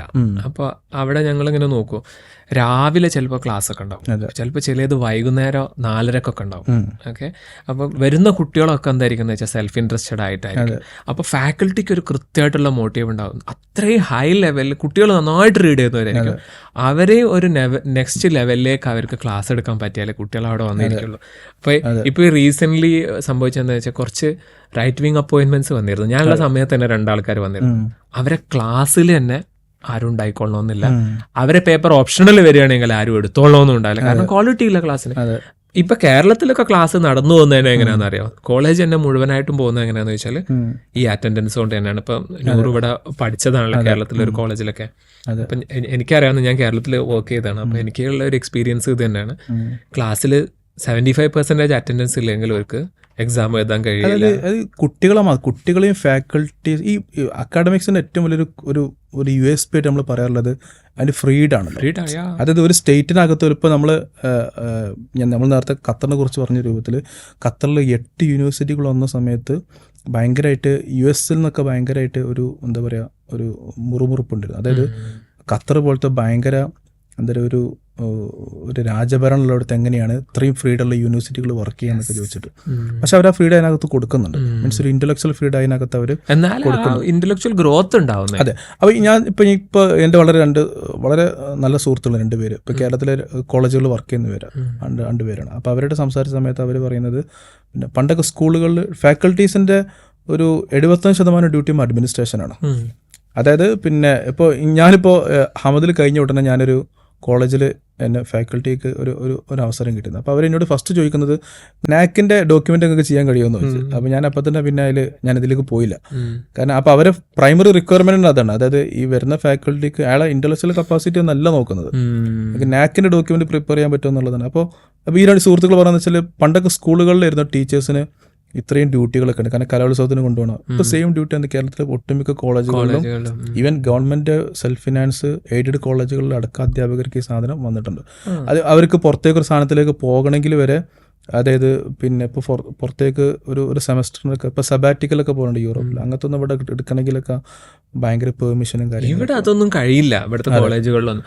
അതുകൊണ്ട് വെച്ചാൽ ഈ ഫാക്കൽറ്റീസിന് ഈ ഒരു ഓറിയൻറ്റേഷൻ, അത് അവർ കോളേജ് കയറിയ സമയത്ത് എന്താണോ പഠിച്ചിട്ടുള്ളത് അതാണ് പിന്നെ അവർ റിട്ടയർഡ് ആവുന്നത് വരെ പഠിപ്പിക്കാൻ കഴിയുന്നത്. അവർക്ക് പോകാനൊരു സിസ്റ്റം എന്തെങ്കിലും ഇവിടെ കൊടുക്കുന്നത്. ഇനി നമ്മുടെ നാട്ടിലെ കോളേജിന്റെ വലിയ പ്രശ്നം കിടക്കുന്നതെന്ന് വെച്ചാൽ ഇതൊരു സ്കൂളിന്റെ ഒരു എക്സ്റ്റൻഷൻ. അതെ. ഇപ്പൊ സ്കൂളിൽ ശരിക്കും എന്താന്ന് വെച്ചാൽ അവിടെ മൈനേഴ്സ് ആണല്ലോ വരുന്നത്, 18 വയസ്സിന് താഴെയുള്ളവരാ. അപ്പൊ അവിടുത്തെ ഒരു സ്റ്റൈൽ എങ്ങനെ ഇരിക്കുന്നത് വെച്ചാൽ എപ്പോഴും കുട്ടീനെ ഡിസിപ്ലിൻ ചെയ്യിക്കുക. ഇനി കുട്ടി എന്തെങ്കിലും ഒരു കാര്യം ചെയ്താൽ അപ്പോൾ പാരന്റിനെ വിളിക്കും. എന്തിനാ പാരന്റിനെ വിളിക്കുന്നത് വെച്ചാൽ 18 വയസ്സ് വരെ ഒരാൾ എന്തെങ്കിലും ചെയ്താൽ അവരെ നമുക്ക് കംപ്ലീറ്റ് ആയിട്ട് അവരെ റെസ്പോൺസിബിൾ ആക്കാൻ കഴിയില്ല, അക്കൗണ്ടബിൾ ആക്കാൻ കഴിയില്ല. അതുകൊണ്ട് പാരന്റിനെ വിളിച്ചിട്ട് പാരന്റിനെ അക്കൗണ്ടബിൾ ആക്കുക എന്നുള്ളതാണ് അവിടെ ചെയ്യുന്നത്. പക്ഷെ ഇവിടെ 18 വയസ്സ് കഴിഞ്ഞ ആൾക്കാരാണ് മിക്കവാറും കോളേജുകളിൽ ഉണ്ടാവുക. കോളേജിൽ ചെറിയ എന്തോ ഒരു സംഭവിക്കുന്നത്, അതായത് ഒന്ന് ലേറ്റ് ആയിട്ട് വന്നാൽ വേഗം പ്രിൻസിപ്പൾ എന്ത് ചെയ്യും, പാരന്റിനെ വിളിക്കും. അപ്പോൾ കൊടുക്കുന്ന മെസ്സേജ് എന്താ, ഇവന് ഇനിയും മെച്ചുവർ ആയിട്ടില്ല എന്നുള്ളത്. പാരന്റ് എന്താ ചെയ്യുക, 18 വയസ്സ് കഴിഞ്ഞില്ലേ, ഇനി എന്ത് റെസ്പോൺസിബിലിറ്റിയാണ് നമ്മൾ പാരന്റിന് കൊടുക്കുക. എന്താണെന്ന് വെച്ചാൽ കൃത്യമായിട്ടൊരു സ്കൂളിൽ പഠിപ്പിക്കുന്ന പോലെ രാവിലെ പറയാറുണ്ടാവും, അത് കഴിഞ്ഞിട്ട് ബെല്ലടിക്കും, ഓരോ പീരീഡ് ഉണ്ടാവും. അതിലൊക്കെ ടീച്ചറും സ്റ്റുഡൻറ്റും തമ്മിലുള്ള റിലേഷനൊക്കെ ആ കൈൻഡ് ഓഫ് റിലേഷനിലാണ്. പല കോളേജുകളിൽ യൂണിഫോം വരെ കൊണ്ടുവന്നിട്ടുണ്ട്. യൂണിഫോം ഉണ്ട്, യൂണിഫോം കോളേജിൽ പിന്നെ എന്തിനായിരിക്കും യൂണിഫോം എന്നുള്ളൊരു ഭയങ്കര ഇതാണ്. പിന്നെ വൈകുന്നേരം 3:30 ആകുമ്പോഴേക്ക് ചിലപ്പം നാഷണൽ ആന്തവും പാടിയിട്ടായിരിക്കും, പാടുന്നുണ്ടോന്ന് അറിയില്ല കേട്ടോ, അല്ലെങ്കിൽ ആ രീതിയിൽ പോകുന്നു വരുന്നു. ആ സ്കൂൾ ബസ്സിലൊക്കെ കോളേജ് കുട്ടികൾ ഇങ്ങനെ പോകുന്നത് കാണുമ്പോൾ തന്നെ നമുക്ക് ആ ലെവലിൽ പോയില്ല. എന്നിട്ട് അറ്റ് ദ എൻഡിൽ ഇറങ്ങുന്ന പ്രോഡക്റ്റ് അങ്ങനെ ആയിരിക്കും, അങ്ങനത്തെ ഒരു പ്രോഡക്റ്റ് ഇറങ്ങുന്നത്, അവർക്ക് ജോലി ഉണ്ടാവില്ല. അതെ അതെ. കാരണം അവര് പിന്നെ ഈ സാധനങ്ങളൊന്നും പഠിക്കാൻ അവർക്ക് അവസരം കിട്ടും. പിന്നെ ഷാഹിദ് പറഞ്ഞപ്പോൾ എനിക്കൊരു സാധനം ഓർമ്മ എന്ന് വെച്ചാൽ ഈ പിന്നെ 18 വയസ്സിന്റെ കാര്യം പറഞ്ഞല്ലോ. അപ്പോൾ യൂറോപ്പിലൊക്കെ 18 വയസ്സ് കഴിഞ്ഞാൽ നമ്മൾ യൂറോപ്പിനെ കുറിച്ച് കേട്ടൊരു എന്താ പറയുക, നമ്മുടെ നാട്ടിൽ കേട്ടൊരു സംഗതി ഉണ്ട്. അതായത് ഒരു വാപ്പാനി മാനി നോക്കൂല, 18 വയസ്സ് ഓരോ സ്വന്തം വഴിക്ക് പോകുന്നത്. പക്ഷെ അത് ആ സിസ്റ്റം ഭയങ്കര രസകരമായിട്ട് അവിടെ നടക്കുന്നത്. അതായത് 18 വയസ്സ് കഴിഞ്ഞാൽ ഒരാൾ വീട് വിട്ടു പോകണം. നമ്മളെ നാട്ടിൽ എത്ര വയസ്സൊരു വീട്ടിൽ പാരൻസ് നമ്മളെ നോക്കും, ഒരു 20-25 കഴിക്കുന്നത് വരെ, കല്യാണം കഴിപ്പിച്ചെടുക്കുന്നവരെ അങ്ങനെ ആയിരിക്കും. 18 വയസ്സ് കഴിഞ്ഞാൽ യൂറോപ്പിലൊക്കെ, ജർമ്മനിയിലൊക്കെ 18 വയസ്സ് കഴിഞ്ഞാൽ ഇയാൾ എന്ത് ചെയ്യണം, വീട്ടിൽ നിന്ന് പുറത്തിറങ്ങിക്കോളാം. പിന്നെ അയാളെ പഠനം, അയാളെ ജോലി എല്ലാം അയാൾ സ്വന്തമാണ് നോക്കണം. അതായത് ഇവര് ഇപ്പം എൻ്റെ സുഹൃത്തുക്കളിലൊക്കെ പലരും അവർ ജോലി ചെയ്യുന്നുണ്ടോ പഠിക്കുന്നുണ്ടോ. ഈ ആസ്പെക്ട് പഠനത്തിനോടൊപ്പം ജോലി എന്ന് പറയുന്നത് യൂറോപ്പിൽ ഭയങ്കരമായിട്ടുള്ള ഒരു പ്രത്യേകിച്ച് ജർമ്മനീൻ്റെ കോണ്ടെക്സ്റ്റിൽ നന്നായിട്ട് പറയാൻ പറ്റില്ല. ഞാൻ 2016 ഞാൻ പറഞ്ഞല്ലോ, ഞാൻ ഇന്ത്യയിൽ ജോയിൻ ചെയ്ത സമയത്ത് ഞാനൊരു ജോലി ചെയ്തു. കാരണം നമുക്ക് പിന്നെ കോളേജ് എല്ലാ സമയത്തും ഉണ്ടാവില്ല. പിന്നെ എനിക്കൊരു വർക്ക് ചെയ്യണ താല്പര്യം, ഞാൻ വർക്കും ചെയ്തിരുന്നു. 2016 മുതൽ എനിക്കൊന്ന് ഭയങ്കര ഒരു ക്വസ്റ്റ്യൻ, ഞാൻ ഇപ്പോൾ ചെയ്യുന്ന നല്ല കാര്യമാണ്. അതായത് നമ്മൾ പറഞ്ഞത് എന്താ വെച്ചാൽ, പഠിക്കുന്ന സമയത്ത് ജോലി ഒന്നും ചെയ്യരുത്, പഠിക്കുന്ന സമയത്ത് നമ്മൾ നല്ലോണം പഠിക്കുക, വേറെ ഒന്നും ചെയ്യരുത് എന്നുള്ളതാണ് നമ്മളൊരു പഠിപ്പിച്ചു വന്നൊരു സാധനം. അപ്പോൾ ഞാനന്ന് വെറുതെ ചെയ്തു നോക്കുന്ന സമയത്ത് ഇത് ഭയങ്കര പ്രശ്നമാണെന്നുള്ളൊരു കൺഫ്യൂഷൻ ഉണ്ടായിരുന്നു. പക്ഷേ യൂറോപ്പിൽ ഇത് വ്യാപക, ജോലി ചെയ്യാത്ത ഒരാൾ 18 വയസ്സിൻ്റെ മുകളിലുള്ള ആൺകുട്ടിയാണെങ്കിലും പെൺകുട്ടിയാണെങ്കിലും അവരെല്ലാ ജോലിയും ചെയ്യും. അവർ കഫേയിൽ ജോലി ചെയ്യും, പിന്നെ ക്ലീനിങ്ങിൽ ജോലി ചെയ്യും, പുല്ല് വെട്ടാൻ പോകും. നമ്മൾ പറയുന്ന ഓഫീസ് അഡ്മിനിസ്ട്രേഷൻ ജോലികൾ മാത്രമല്ല, ഈ പറയപ്പെട്ട ഇപ്പം നമ്മളെ നാട്ടിലെ ഒരു പ്രധാനപ്പെട്ട ടെക്സ്റ്റൈൽസ്, നമ്മളെ നാട്ടുമ്പുറത്തുള്ള ഇപ്പോൾ ടെക്സ്റ്റൈൽസുകൾ, ബേക്കറികൾ, ഒരു 3-3:30 ആവുന്ന സമയത്ത് സ്കൂളുകൾ വിടുന്നുണ്ട്. ഒട്ടുമിക്ക ഇങ്ങനത്തെ സ്ഥാപനങ്ങളൊക്കെ 10 മണി വരെ 12 മണി വരെ പ്രവർത്തിക്കുന്ന സ്ഥാപനങ്ങളുണ്ട്. അവർക്കൊക്കെ ഇങ്ങനത്തെ സ്റ്റുഡൻസിന് എന്ത് ചെയ്യാൻ പറ്റും, ഉപയോഗപ്പെടുത്താൻ പറ്റും. യൂറോപ്പിൽ ഇത് ഭയങ്കര വ്യാപകമാണ്. ഞാൻ നേരത്തെ പറഞ്ഞു കുട്ടികൾക്ക് ഒരു ഫ്രീഡം ഉണ്ട് എന്നുള്ളത്. അപ്പോൾ അവർ 3 ദിവസമായിരിക്കും ക്ലാസ്സിന് പോകും, 3 ദിവസം അവർ വർക്ക് ചെയ്യും. അപ്പം എന്താ വെച്ചാൽ ഇവർക്ക് ഒന്നെന്ന് വെച്ചാൽ നമ്മൾ ഏണിങ് കിട്ടുന്ന സമയത്താണ് നമ്മൾ എന്ത് ചെയ്യുന്നത്, ജീവിതത്തിൽ ചില രീതിയിലുള്ള കാര്യബോധം ഫൈനാൻസ് മാനേജ് ചെയ്യണ്ടല്ലോ നമ്മൾ. കാരണം നമ്മൾ ഫൈനാൻസുമായിട്ട് ഇടപെടുന്ന സമയത്താണ് നമ്മളെ ചില റിയാലിറ്റീസിലേക്ക് അതെ നമ്മൾ ജീവിതത്തിന്റെ കണക്ക് എത്ര അതെ ഹാർഡ് ട്രൂത്ത് അപ്പോഴായിരിക്കും മനസ്സിലായി. കാരണം എന്താ വെച്ചാൽ വീട്ടിൽ നിന്ന് അവരെ സംബന്ധിച്ചുള്ള വീട്ടിൽ പോയിട്ട് ഫീസ് വഹിക്കാൻ പറ്റില്ല. കാരണം അങ്ങനത്തെ ഒരു സിസ്റ്റം അല്ല അവിടെ. ആഫ്റ്റർ 18 വരെ എന്ത് ചെയ്യുന്നത് വെച്ചാൽ സ്വന്തമായിട്ട് അപ്പാർട്ട്മെന്റ് എടുക്കണം, റെന്റിനായിരിക്കും സ്വന്തമായിട്ട് അപ്പാർട്ട്മെന്റ് എടുക്കണം. എന്നിട്ട് കാരണം 18 വയസ്സ് വരെ കിൻഡർ ഗിൽഡ് എന്ന് പറയുന്ന പരിപാടി ഉണ്ട്. അതായത് പാരന്റ്സിന് കുട്ടികളെ നോക്കാനുള്ള ഒരു പൈസ ഗവൺമെന്റ് കൊടുക്കും. 250 യൂറോ ആണ്. അത് മാസം 25,000 രൂപ ഒരു കുട്ടിനെ നോക്കാൻ വേണ്ടി ഗവൺമെന്റ് കൊടുക്കും. ഇത് അവസാനിക്കുന്ന ആ മൊമെന്റ് മുതൽ ഇവർ വീട്ടിൽ നിന്ന് ഇറങ്ങണം. അപ്പോൾ ഇവരെന്താ വെച്ചാൽ ഇവരൊരു അത് AI ഒക്കെ പഠിക്കുന്ന എഞ്ചിനീയർ പഠിക്കുന്ന കുട്ടികളായിരിക്കും. പക്ഷെ അവരവരെ ക്ലാസ് കഴിഞ്ഞാൽ അവരെന്താ വെച്ചാൽ അപ്പുറത്ത് ബർഗർ ഉണ്ടാക്കാൻ പോയിട്ട് അവർ ചെയ്യും.